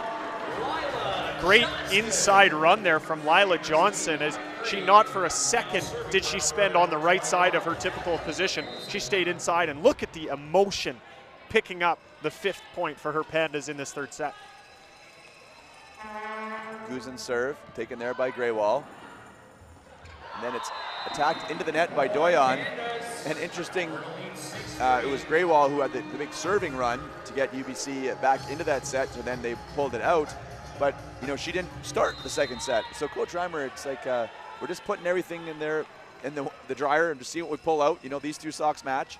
And that's the luxury of having such a deep roster as Glanville's attack is dug up, but just that you can do that, right, and have confidence to do that as Solecki gets the big block. And it's so refreshing to see that he is giving some of these players a chance. I think so often, especially younger coaches, are so worried, what happens if we lose? Well, we lose. You know, but what if we win? What if we win with the other lineup, right? What if we can use everybody on our team and still be successful? There's always a positive within that as well, as Solecki puts a tough serve in play. Now it's Poole who squeezes it through, but Doyon does a good job to save it. And then it's Poole waiting for it, flushes it down, gets the kill after all.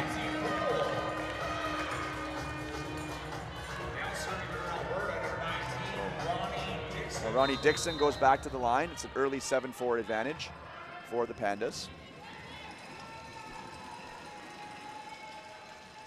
And Dixon serve. Clips the tape. Nice job by the middle Doyon to keep it alive. Glanville looks for the hands, and she's going to get rewarded. No argument there from the Alberta side. Just missed it. I'm watching the referees, I'm watching the athletes, and I forget to watch the replay, but again, no argument there whatsoever from anybody on the floor. But puts that serve into the net. I feel Glanville has worked her way into this match, right? When she kind of got out there, wasn't looking super comfortable. But she is a 3rd-year athlete, so she's been around for a while, but it still is. These are massive stakes. You're playing for a medal. You're playing to be the 3rd best team in the country. And it's interesting how the bronze medal sometimes, how as teams we can kind of process these things, right? If you lose in the semifinal to the team who ends up winning the whole thing, you can convince yourself, you know, we win bronze. Well, you know, we were actually the 2nd best team, right? We would have done better in the final. Our final maybe was closer. You know, it's funny how that works. Realistically, the way I look at it is, you're either good enough, you're going to win, or you weren't, right? It doesn't really matter when you play the champion. If you lose them in the quarters, the semis, or the finals, they beat you. And then everything else after that, as we see Greywall get a kill. But that's the thing about team sports, right, is it's amazing to win a medal, and I think we all agree silver is kind of nicer than bronze, but this is not a 100-meter dash. We're not all competing at the same time against each other. I think it's fair to say if you finish second in the 100-meter, you know you were the second fastest person in that race. But I think it is still huge to be able to come back, regroup a day later, and come back and win a medal. And that's what both of these teams are trying to do here this afternoon, as Doyon puts that ball high up into the rafters at the IGAC, which is hard to do. It's an incredibly high ceiling here, as this facility was built for the Pan Am Games in 1999. But Poole comes back and squeezes that down. Mackenzie Poole's someone that I would classify as a bit of one of those grimy left sides, Jared. We don't really see her earn a lot of kills straight to the floor, but she is constantly attacking the hands that are in front of her at the net from the UBC block, and more often than not, she is successful in her attack against the hands, and that's just a really solid characteristic and ability for any position 2 left side to have. Glanville had a great swing out of the back row, but it was kept alive by Alberta, and then Kolodi, not really a dump, but sort of just sets it over. And Alberta has now opened up a 4-point advantage. 10-6 they lead in this third set. Poole's serve goes into the net. It's always, when the game gets tied 1-1, this third set does feel so pivotal, right? It's one of those scenarios where you want to get out to that 2-1 advantage. But you and I have been in enough volleyball games to know that there's still a lot of game left after this, but it's just something about mentally getting out there and kind of getting ahead of things can do a lot for these athletes, as it's more on the step around. Seeing Ferlin a little bit deep, but she does a great job to get there for the pancake dig. And now it's Guzin on the left, and Ferlin tried to get another one, but caught cheating a little bit too much and can't come up with the dig. I love when the Pandas give Kolodi the opportunity to be the floor general that she is and take control of the offense.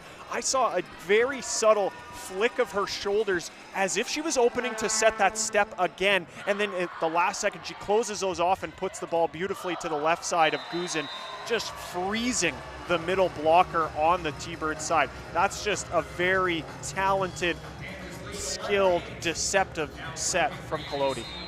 Greywall is going to get the kill there. She kind of gets the glory of that point, as she'll now go back to serve. But that whole thing was set up by an incredible reception by Olivia Ferlin. A tough serve from Moore.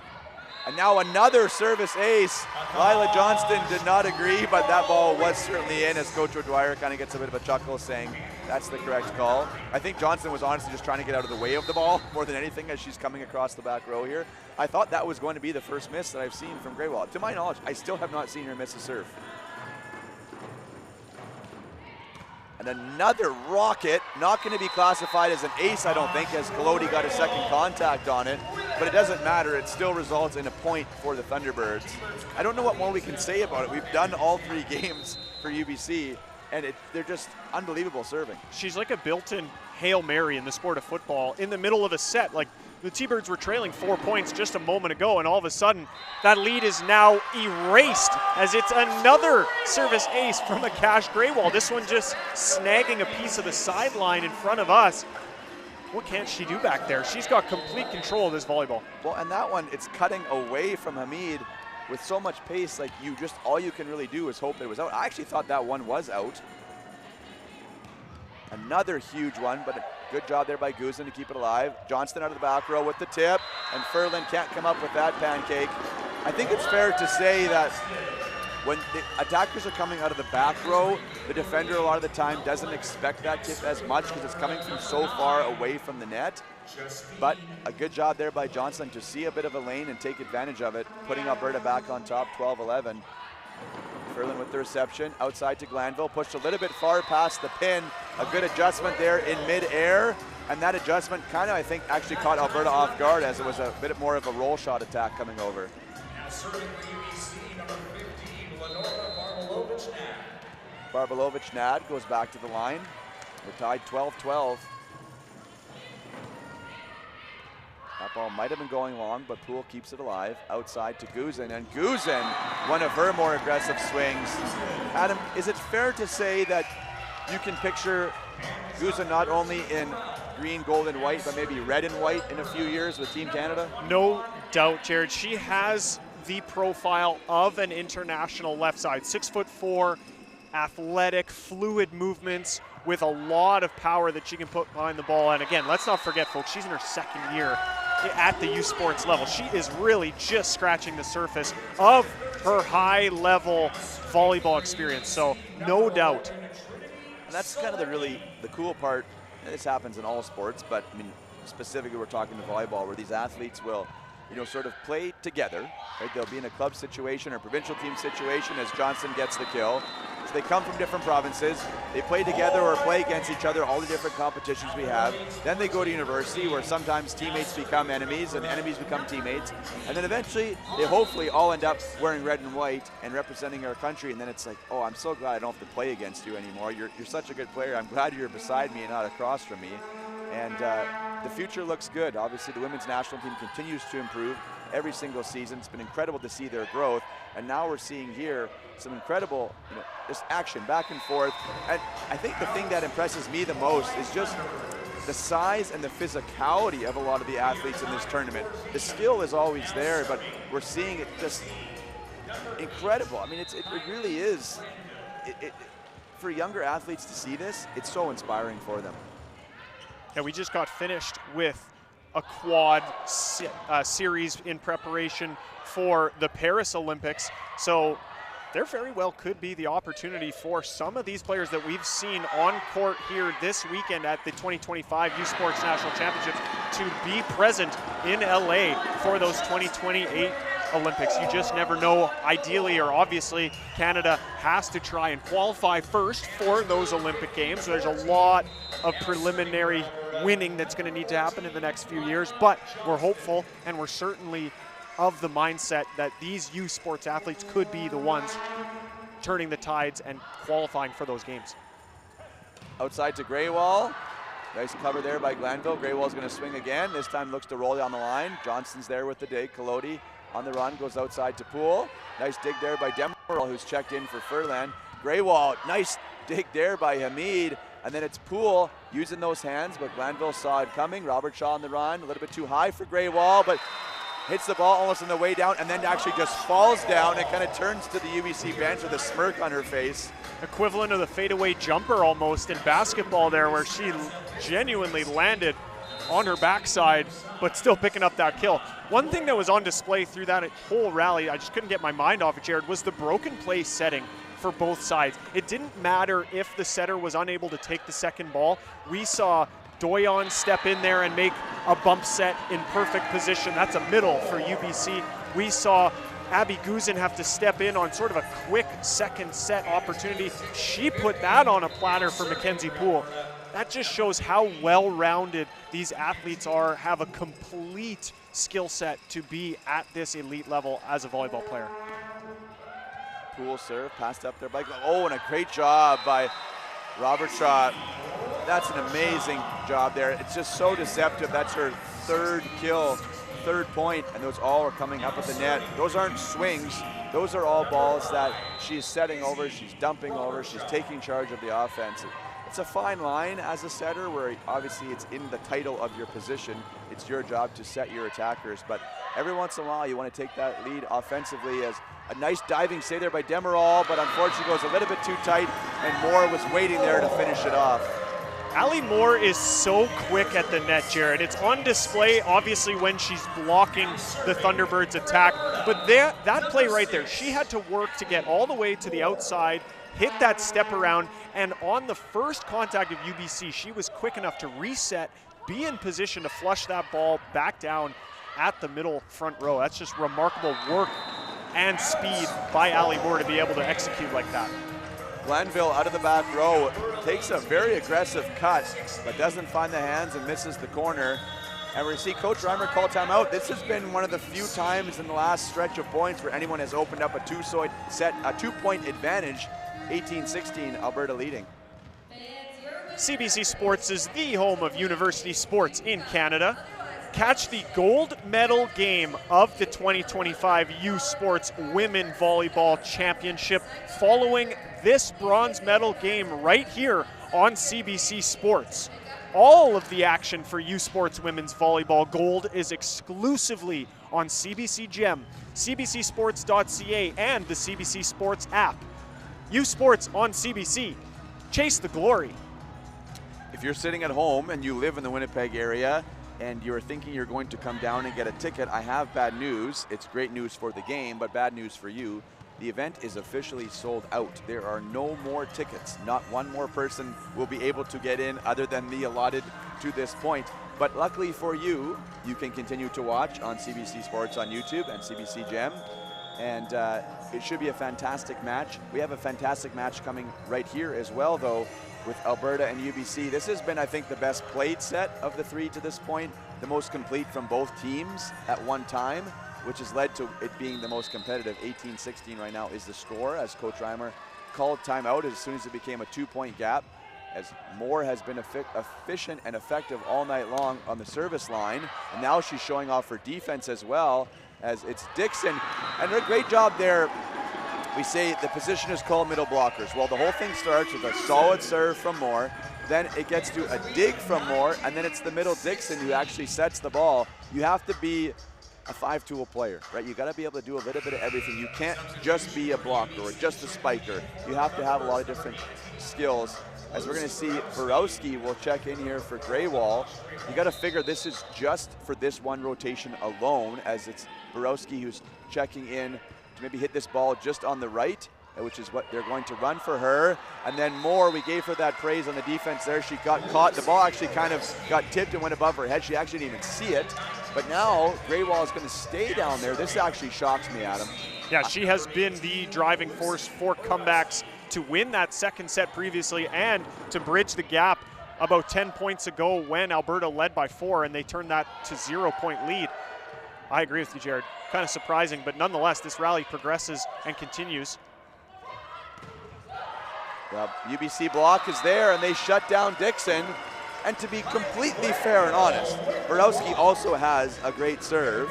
I just would have figured that Greywall, she could potentially almost serve this set out if you let her go back in there. But Coach Reimer, he's won, I don't know, 12, 11, I think we've said, more than he has rings, more rings than he has fingers. So we're not one to question his strategy.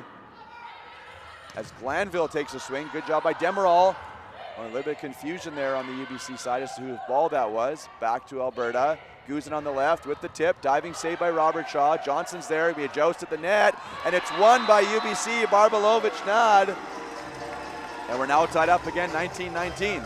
Good poise from Barbalovich-Nad at the net here as we see 4 Pandas crashing into that hot zone right underneath her block. But she just delicately plays that ball over the heads of the Pandas defenders, finding plenty of real estate deeper into the court for just her limited exposure to these U Sport Championships, playing more in this bronze game than she has at all so far. That is a very heads-up play from the young athlete. We talked about how Glanville has worked to kind of incorporate, get more comfortable with the touches on the court. She's certainly started to swing more aggressive as she's got more comfortable. I've been impressed with Barbalovich-Nad as well. She came in that second set, started to make some plays, and that's a big one there for her team as we're tied 19-all.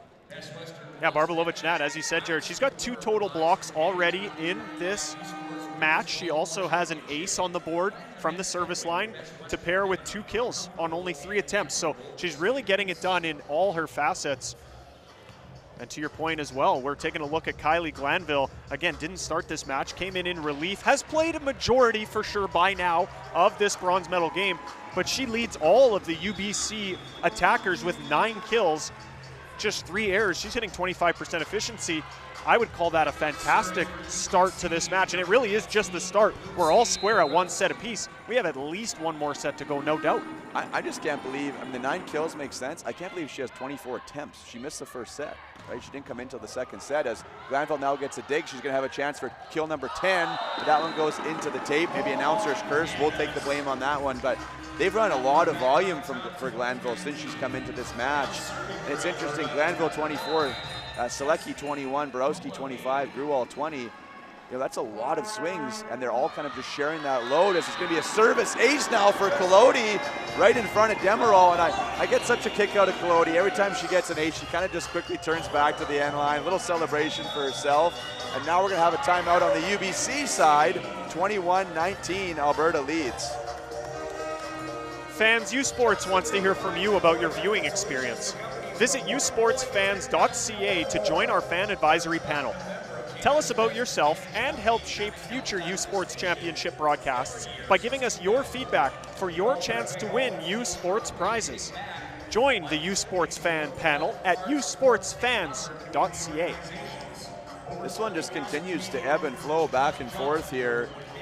No team able to really get more than a 2-point advantage almost this entire set. I think Alberta did crawl to 3 at one point. It's currently 2, 21-19. UBC is now out of timeouts. Alberta still has 1. If all things go according to their plan, they will not have to use it, as the setter Kolodi will serve. Do we think we see Graywall come back in? Does Borowski finish this off? I mean, Borowski has spent a majority of this match and season on the opposite, but is obviously capable of passing, and I think it's something where they continue to move these pieces around a little bit and trying to keep Alberta on their toes with different looks. Jared, both of these programs have a whopping 43 national championship medals combined. That is just astonishing. Is there even room in the collective trophy cases at these campuses for the next bronze medal? It's going to be one of these two teams, and the Thunderbirds are going to try and ensure that it's them coming home with what would be their 5th bronze medal at the national championships. That's a great kill coming out of that timeout for Glanville. I think a lot of times in sports we think of these sort of expressions to try to make ourselves feel better, right? But I've always heard the bronze medal is that ball going long by Barbalovic's net. It shows the bronze medal represents a lot of character. It represents a lot of determination, where something bad happened the day before, the match before, and team sports obviously we're saying, and you're able to kind of bounce back and still get something out of that championship, even if the color you might not have wanted. And I think for whoever is victorious here today, they will certainly be able to look back on this match as it's been a great one. Good job there by Kolodi to keep that ball, put it over. Selecki again, but she finishes it off. But, I think you really, the way I look at it is, yeah, okay, we wanted to win gold, we wanted to be in the final, but would you rather lose the bronze medal, right? Would you rather lose your last 2 games of the season? This is the last game of the year, no matter what. I want to end it with a win. It's the same as the 5th place game, right? Yeah, the celebration's a little bit more muted than it would have been if you're in the final, but McMaster was thrilled to win that game, and it became a great game. It went to 5 sets. As Johnston goes off the block, good job there by Robert Shaw. The high ball bumps it outside to Glanville. She kind of comes off 1 foot. Guzin, good job for the beach dig. Poole's going to tip it over. Doyon's there to save it, but a little bit of confusion on the UBC side, but Glanville continues to swing. What a great arm by Kylie Glanville. Yeah, you took the words out of my mouth, Jared. That was just a whip that she crushed cross court. Just that thumb down action as a right-handed left side. Kids watching at home who saw that arm action hit the volleyball against the wall just like Kylie Glanville did a few hundred times, and you might put that shot into your repertoire as well. I once saw a program, Adam, about a quarterback. I'm not going to say what his name is because I don't want it to taint the story whether you like him or dislike him. So it's more about the idea than anything else, where he would just sit and throw the football into his couch when he lived at home, and just different arm angles and different releases, and just feeling the football in his hand, of just getting so comfortable with it. And that's something as volleyball athletes we can do, whether it be hitting against a wall, hitting into a couch in your basement. It doesn't have to be, a full spike. It's just the ability to control the ball in your hand. The more you can manipulate the ball with your hand and your wrist and your fingers, not necessarily your arm, it just gives you so much flexibility as to create those different shots. You see that block in front of you, can you carve it back this way? And it's things you can experiment with, at practice, right? In low pressure situations, just see what you can do. And we saw a great example of that by Glanville. No timeouts left here in this 3rd set. 22-all is the score. As a surprise to absolutely nobody, I'm sure we are down to the wire here once again in another set between the number 1 and number 2 seeded teams at these national championships. Oh, and a good job there to keep it alive just by Kolodi. UBC is going to have a chance to swing for the lead. Out of the back row, Borowski tries to tip it over and tips it into the net. That was a glorious opportunity gone to waste by the T-Birds. And I love the set selection from Izzy Roberts-Shaw there. It was a free ball. All eyes were on the middle and left side. Glanville has had the hot hand for the majority of this set. Going to Borowski, just love that choice. Just an unfortunate execution from Lucy Borowski there. Pass there by Selecki. Robert Shaw bump set outside to Glanville. And Glanville a bit too aggressive on that one. Tried once again for that 1 foot approach, which she goes to quite often. Does not work out. So now we're going to see Greywall will check back in for Borowski. Curious if she will receive. They're actually going to push Glanville out, so I think that's a good decision. Let her free up her to go and swing. UBC is going to need a side out and a hold if they're going to get this to extra points. And it's out of rotation on UBC. Carolyn O'Dwyer had it the whole way, Jared. She was standing as close as she is physically allowed to be to the UBC court. And as soon as that ball was contacted, she was begging for that rotation call. Correct call by the down official. Unfortunate way to end what was such a tight, entertaining third set, but rules are rules. You got to be in the right spot. So Alberta takes the third set 25-22 and now lead 2-1. You're watching the 2025 U Sports Women's Volleyball Championship on CBC. We'll be back with you shortly.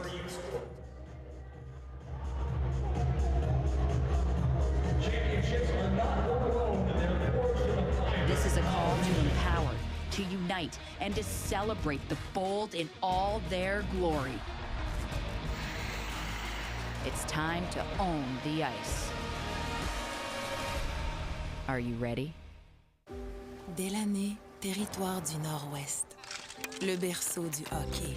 On y trouve une communauté riche en histoire et en tradition que Quaker voulait surprendre avec une toute nouvelle cantine déjeuner Quaker dans son aréna.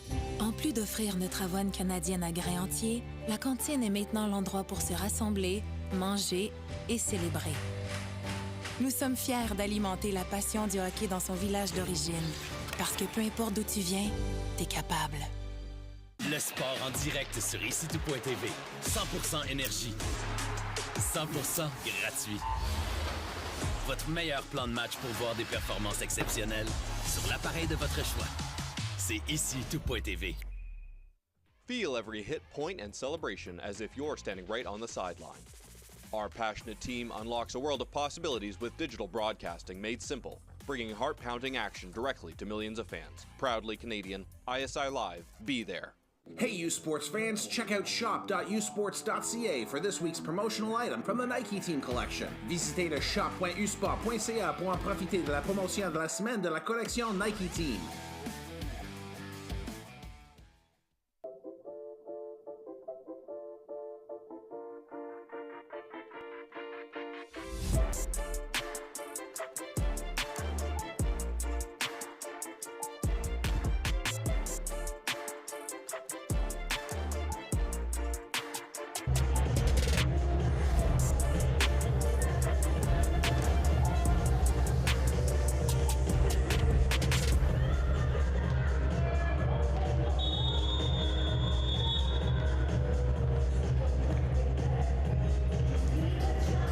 Welcome back inside Investors Group Athletics Center ahead of the fourth set here at the 2025 U Sports Women's Volleyball Championship bronze medal game. CBC Sports is the home of university sports in Canada.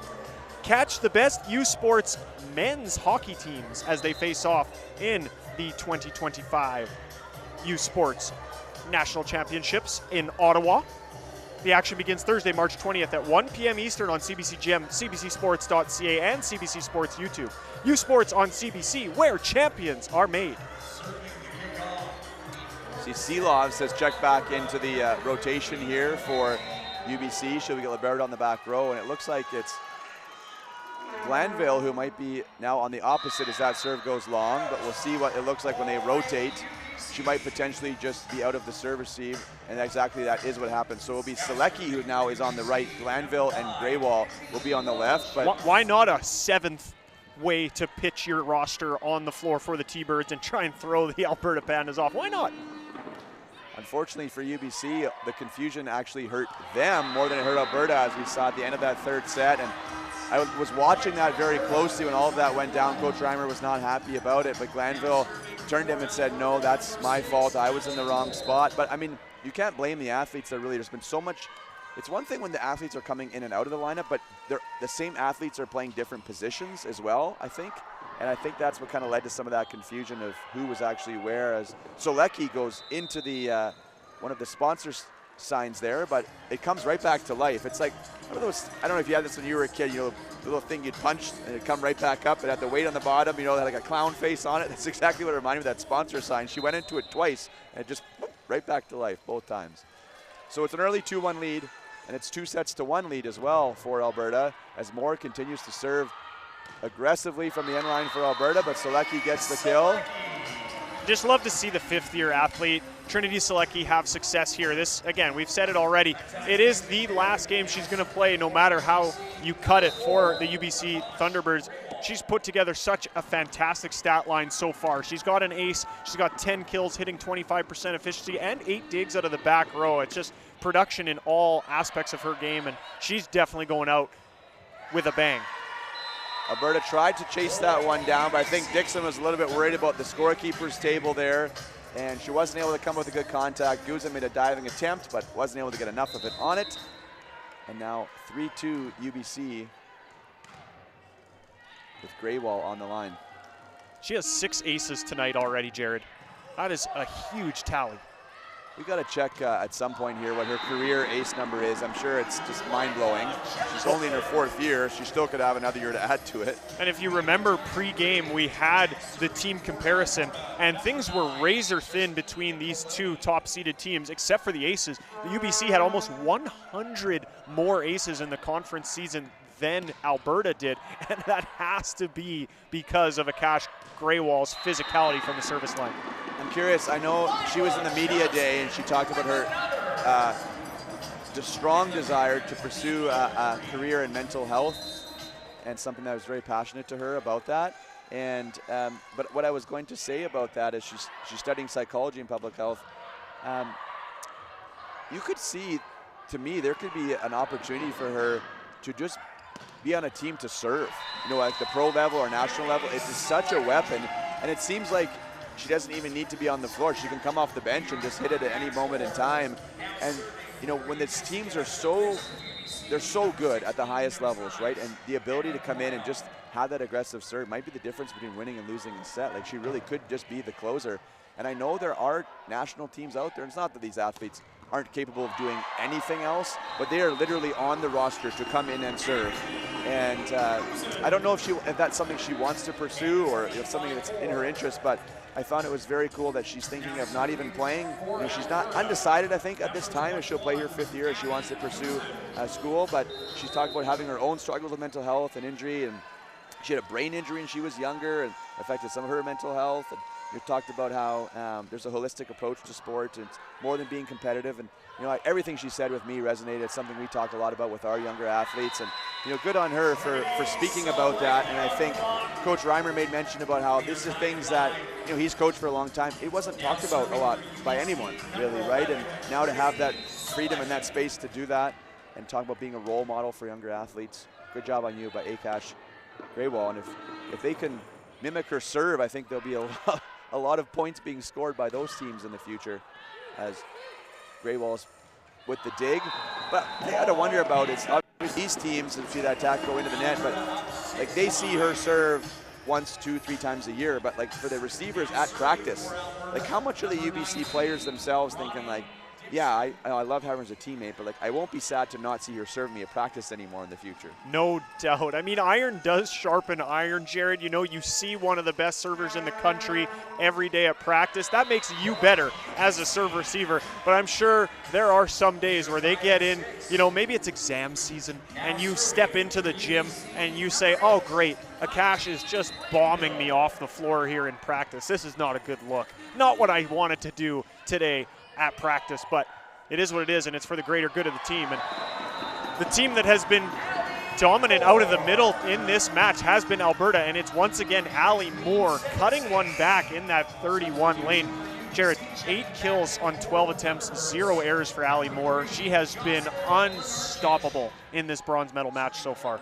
Seelovs sits down and Lenarchich checks back in. So the one constant in the middle has been Emma Doyon. The other 3 middles have all rotated into that other spot. And Coach Reimer obviously not happy about something. There's something that isn't agreeing with him, something he isn't liking. And I think obviously Alberta has 2 very strong attacking middles, but Coach Reimer, maybe they're not executing the game plan properly. There's something that he continues to try different players to see if they can get a stop. But to this point, nothing has really been able to slow them down as Greywall's attack is covered. She's going to swing again though, and this time she's able to convert. And I love there, another lesson for those athletes who are watching. She works very hard to get back outside, screaming for the ball, letting her setter know what she wants, and goes up and takes another aggressive cut. That is doing everything exactly as any coach would ask of you. Like you said, Jared, she got an attempt, worked so hard to get off the net, calling for the ball, still becoming an option, knowing her role as a left side is to get those broken play opportunities, and to score to boot is just fantastic display of an all-around athlete in Akash Greywall. And the Pandas follow that up with an attack error out of the back row. That's Abby Guzin sort of just rolling that one into the belly of the net. We're all tied up 8-8 here in set number 4. UBC is going to play some of the longest matches in this tournament, it seems. Their time spent on court as Kalodi tries to get a piece. You know, sometimes they show us those stats in sports where like the actual time playing in a match. I feel like they've been just living here at the IGAC the last couple days.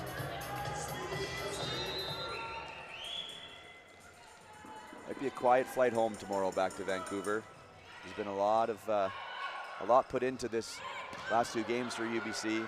They're going to be hoping to play a little bit more, actually, as if this goes 4, they're going to be on the short end of it, so they can want even more sets as Greywall is blocked.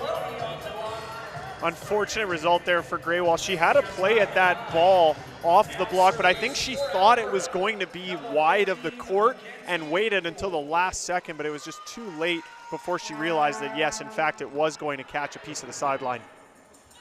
Glanville out of the back row, and that's hit wide. I think that's the first time we've seen her on that run.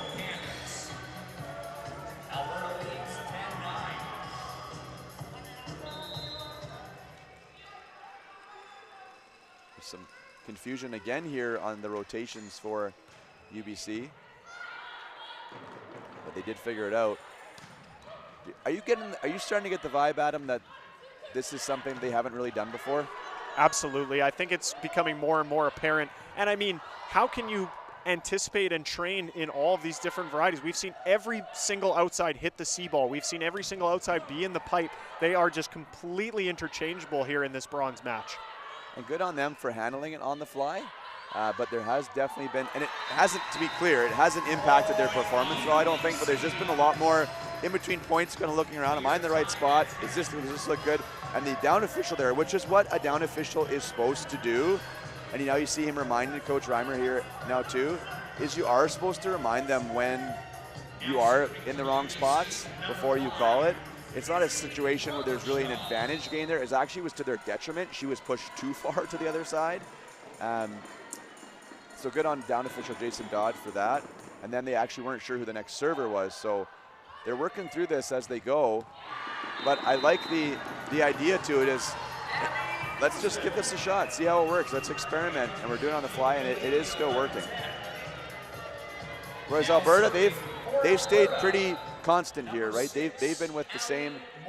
And is part of that too, Adam, is it possible that they just lost them a week ago and they're thinking, if we just go straight up again, maybe we can't beat them? We want to try something a little bit different?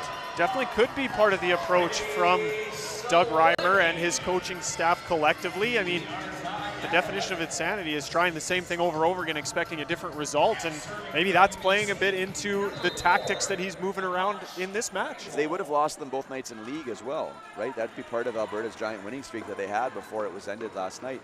So if they've lost 3 straight matches to them by doing the same thing, I think that's finally it. I think that might be in the games we've done. So last night tonight, I think that's the first serve Greywall has missed. But just didn't quite catch that one the way she would have liked. It's Collodi who goes back to serve, who also has been affected from the service line, and I dialed it up there. It's like I saw it coming, gets the service ace. And I think there was some confusion there as to whose ball that was between Ferland and Greywall. And Ferland looked a little unhappy to come out after that one. I think she was a little frustrated because I think she felt that was more on Greywall than it was on her.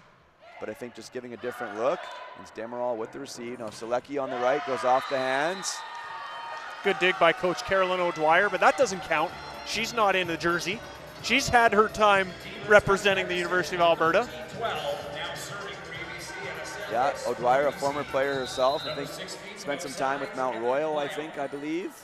But still pretty young. I can't think of exactly how long she's been done playing for now, Adam, but it's still, been coaching, working way up the ranks, but only in her second year with University of Alberta. I want to say her playing career ended in the last 10-ish years or so. I said I used to know all of that, and then COVID, it kind of just became, it all got blurred all together, a lot of athletes, and that's not a great serve there from Doyon. She wasn't happy with that one, but yeah, you kind of lost track of what year everyone was in and how many they'd played, and now especially because some athletes they've graduated school, but they're still playing, and they have a year and they're coming back, or you got someone like Ferland who's been off for a while and comes back.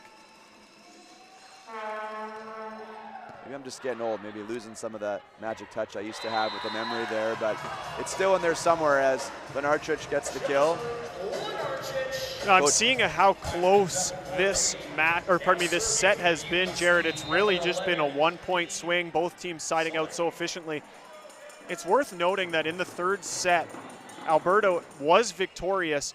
There were 8 times that it was tied, but there was never a lead change. They actually did lead wire to wire, and with that point going to the Pandas there, I think we're in a very similar boat where the Thunderbirds, they have pressed and pressed, but they've never really led in this fourth set, and it makes it very difficult when you are constantly playing from behind. You never really get that freedom to be the aggressor in the sense that you're out ahead and you can just take a bit more risk. They haven't had that luxury yet.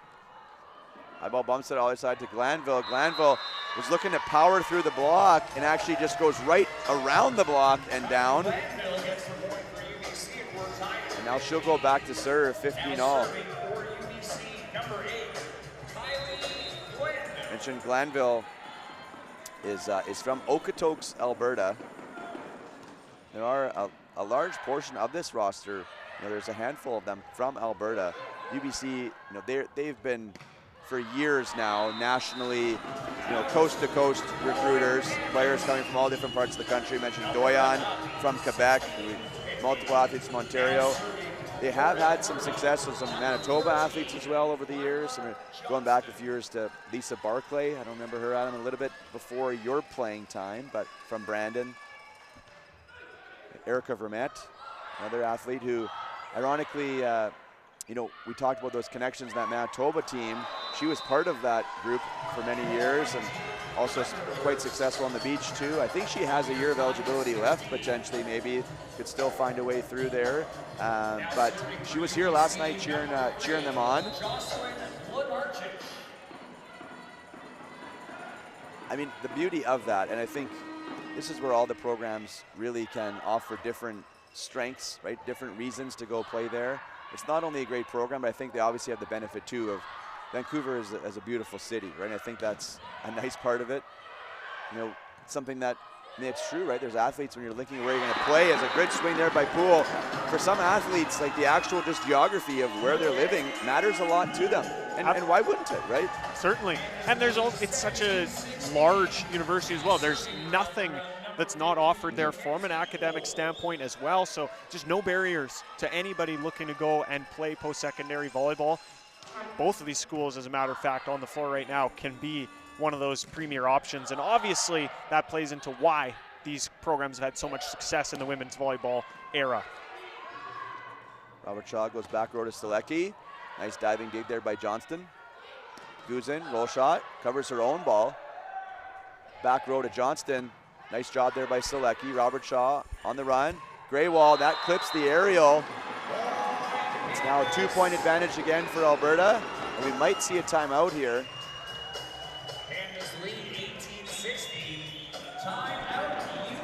Coach Reimer will call that timeout. He's sensing that this can't get any further away from them here.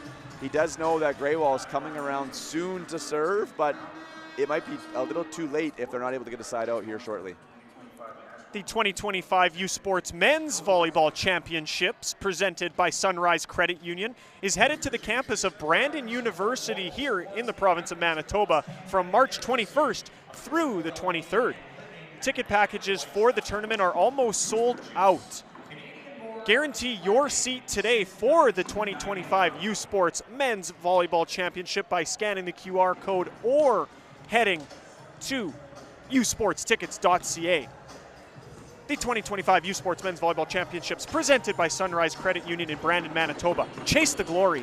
Are you thinking of heading out there yourself, Adam? What does your next weekend look like? No, this weekend has been plenty of high-quality volleyball for me. Perhaps a bit of a cleanse from the sport of volleyball is what I need. I won't be heading out there in person, but I will certainly be tuning in to CBC Sports to catch the top men's volleyball athletes in the nation battling for that championship and that title. And the city of Brandon, the Brandon University campus, those are some of the best hosts for large-scale events. They are going to do a phenomenal job hosting all the teams attending and putting on a great broadcast in their own right. So very excited to tune in, but I won't be there in person. I will enjoy the wonderful show that team is going to put on. I'm hoping to head out on Sunday. We'll see how things go. Weather this time of year in Manitoba, you never know. You could wake up to a blizzard or you could wake up to sunshine. You're not really sure in March what you're going to get, but if all things work out, I'd love to get out there on the Wednesday if possible. But like you mentioned, for those who aren't in the area or can't be there, oh my, I got to finish that story later. Greywall did a good job to just get her hands up and protect herself, as we see in the replay here at Guzin. The huge cut shot, nobody was expecting that. That's 1.5 meters off the net, Jared. That's how sharp of an angle she took there. That is usually a no-fly zone for a defender, but wow, what a kill from Guzin. Greywall gonna bump set all the way across to Selecki, and Selecki didn't time that one up properly, hits it into the net. And now we see Demerol. It's very interesting. Coach Reimer, it's almost like whenever Furlan doesn't get a good reception, he likes to just kind of give her like a 1-point break and put Demerol out there. And now it's not going to matter. It's just another tough serve. Moore really has done a very good job from the service line all night long here for Alberta. And now Guzin comes back with the tip. So she has the aggressive cross-court shot and then comes back with the changeup on the tip. And Alberta is getting close. They're starting to feel it here, Adam. They're only 4 points away from winning this bronze medal. Coach Doug Reimer is going to do everything within his control to try and prevent that bronze medal from going to the hands of Alberta. He's going to take his second and final timeout here of the fourth set. The last opportunity for him to intervene and try and change the pace that it has been all Pandas in the last few points. Fans, U Sports wants to hear from you about your viewing experience. Visit usportsfans.ca to join our fan advisory panel. Tell us about yourself and help shape future U Sports Championship broadcasts by giving us your feedback for a chance to win U Sports prizes. Join the U Sports fan panel at usportsfans.ca. I hope for the fans who are out there watching, they've enjoyed the action on the broadcast all weekend long on CBC Sports. No, it's truly an honor. It is to be part of it, to have the opportunity. These are the best seats in the house, and we've been treated to some fantastic volleyball action. I know I've heard a lot of positive feedback from a lot of people, but I think first and foremost, you can make your broadcasts as professional as possible. The volleyball has to be good for people to tune in, and luckily for everyone here in Winnipeg this weekend, as well as watching from around the world, really, the volleyball has been fantastic. So we'll see here if Alberta can finish this off, or can UBC fight their way back and force this thing to a fifth set. Right now, Alberta is in control, 21-17, but a block there from Doyon will certainly help. And now we have Greywall going back to serve. We talked about, knowing she was a couple rotations away, how close would they be when she goes back? 3 points is kind of probably right on that cusp of where you feel still pretty comfortable with her going back. But if you're Alberta, you know that this can be quickly erased. So they're going to do everything they can on this first ball to get the side out before she can get into a rhythm. Good job there by Hamid. Outside, Guzin, and that's how you do it. that might be the clincher. I know we got a few points to go, but that is a huge side out for the Pandas. It's amazing watching Hamid have to field that serve from Greywall. She almost played that as if it was a dig from an attack in the front row, but it's a perfect ball allowing Kolodi to run her offense, and she follows it up with a service ace. Justine Kolodi has been automatic from the service line. That is her 5th ace of the match. Jared, you know, we have given a ton of credit to Akash Greywall and her service pressure, but Kolodi has had one heck of a productive evening from the service line herself. Alberta now only 2 points away from a U Sports bronze medal. Furlong checks back in, gets a good pass, and it's Dixon with the block. And now with that, we have a bronze medal match point, as we're gonna see substitution, just doing everything we can to try to slow down the momentum here. It's Barbalovich-Nad who checked back in, and the hometown product here. Kolodi tries to finish it off, but it's kept alive at the net. Let's see if Alberta can take advantage. Back to Johnston, and that'll do it! Alberta, 25-18 in the 4th set, and they will win the 2025 U Sports Women's Volleyball National Championship bronze medal. Congratulations to the Pandas. A great rebound in response after last night's disappointing loss in the semifinal to Montreal. They played remarkable in this match against a very talented UBC Thunderbirds team. Kudos goes to Alberta. That now makes it 9 consecutive trips to nationals where the Alberta Pandas have come away with a medal. That is an incredible stretch of success that they will continue to build on. As you said, a program that has nobody in their 5th year of eligibility. Perhaps school will play a factor in that. That's an individual choice for these athletes, but on paper, they could, in theory, return this same core next season and try and improve on the bronze medal that they have just received. Their 5th bronze medal at the national championships for women's volleyball in their history. Fantastic play all weekend long. Obviously, this was the bronze medal game. We're just one of the 3 very impressive matches that these athletes pieced together throughout this championship weekend. You know, sports are so cruel, Adam. As fun as they are, you think about UBC here in this moment, you just kind of take a step back and say, last night, they played possibly the game of the year in U Sports volleyball, potentially one of the best, I think it's fair to say. An incredible atmosphere and environment. They come up just short. Could have been on the other side of it, right? Fair to say. They could have just as easily been the team advancing out of that match against Manitoba. And then less than 24 hours later, they don't even leave this thing with a medal, right? It just, it's tough. It's very, very tough. And I know they're going to leave here probably incredibly disappointed about their end result, but they really did play fantastic last night and just not quite as sharp today against Alberta, but I think they also were going up against an incredibly motivated Alberta team. So I just want to, we'll come back to that in a second, but the Macassa players of the game here we want to make recognition. First of all, for UBC, it is the graduating 5th year Trendy Selecki, so good on her to come away with that recognition. And then for the Alberta Pandas, it's Abby Guzin, and I couldn't agree more. Good on her as a 2nd year athlete. Struggled a little bit last night, came back tonight and was fantastic. 15 kills, only 6 errors on 44 attempts. She was really spectacular. Also 14 digs, and she also received the ball much better tonight than yesterday too. That's just something you're not going to see on the website. Those stats aren't going to be there when you go to check out those live stats. But a great job, truly, by Alberta to bounce back and win that bronze medal. So now we're going to quickly, I think we will stay with you here through the bronze medal presentation. We see all the athletes step forward here, and Adam, we can recognize those as they come through here. So it's first of all, Zanzi Brook was the first athlete, then Naomi Sinclair, Saya Mann, the libero Misha Hamid, who's getting her bronze medal here. Number 6, Ali Moore. She was great tonight, Adam. Phenomenal all weekend, Jared. She was just a display of excellence as a middle in this U Sports women's volleyball. Number 9, Janelle Skinner and Justin Kolodi. We hear in-house a little bit louder cheer for her, just with all of her local fans in attendance. And she really played quite well all weekend. I was really impressed with Kolodi. Number 11, number 10, Sona Sajeev. Number 11, Taylor Wright. And for the athletes, I think it's important to recognize some of these athletes, we didn't see them as much as Eden Wade, right? They might not have reached the court, but they are at practice every single day, right? And they're the ones who are pushing the athletes who do get to play. And without them, this success isn't possible. So Layla Johnston and Mackenzie Poole, we said their names a lot, right? They're out in the forefront. They're the ones who are doing it here on the court that we get to see. But this is the university season is a grind. You start usually August, September. You practice a lot.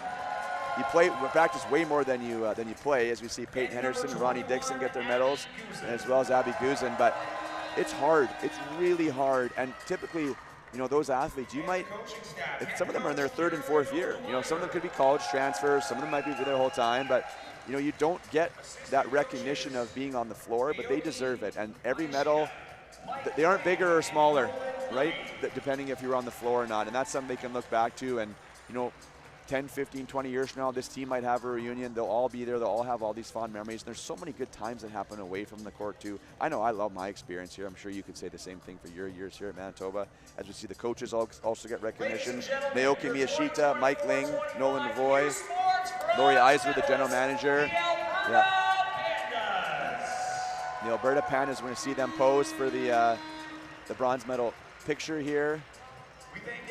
And this helps heal the heartbreak a little bit, right? I think they're still going to go home. They're still going to be a little bit disappointed that last night didn't go the way they'd hoped. But it is great for them to be able to come away with a medal. As all the coaches are here are going to come out onto the court. They're going to take a picture here, it looks like. But I think that will likely do it for us here. We're just going to get a couple more last shots of Alberta on the court. Everyone's going to have to clear out of the gym here as the gold medal game starts at 7 o'clock. They'll clear everybody out and get reset for the big match coming at 7 p.m. So if you're watching at home, you have about an hour before we clear out. So make sure to join us for the next broadcast, the gold medal match featuring the Manitoba Bisons and the Montreal Carabins, coming up tonight at 7 p.m. sharp Central Time. On behalf of Adam DeYonkir, Adam, this has been a blast, by the way. I want to say that. I've known you for a long time, buddy, but this has been so fun. We did this a couple years ago for the men. Unfortunately, we weren't able to be on the court with the way the setup was. This has been an absolute blast. I've enjoyed every second of it. I know you're going to kill it for the gold medal game with Amber. So on behalf of Adam and our entire U Sports crew at CBC in Winnipeg, this is Jared Brown signing off, reminding you the final score of today's game was the Alberta Pandas winning 3-1, and they are your 2025 bronze medalists. Thank you for watching, and we'll see you at 7 p.m.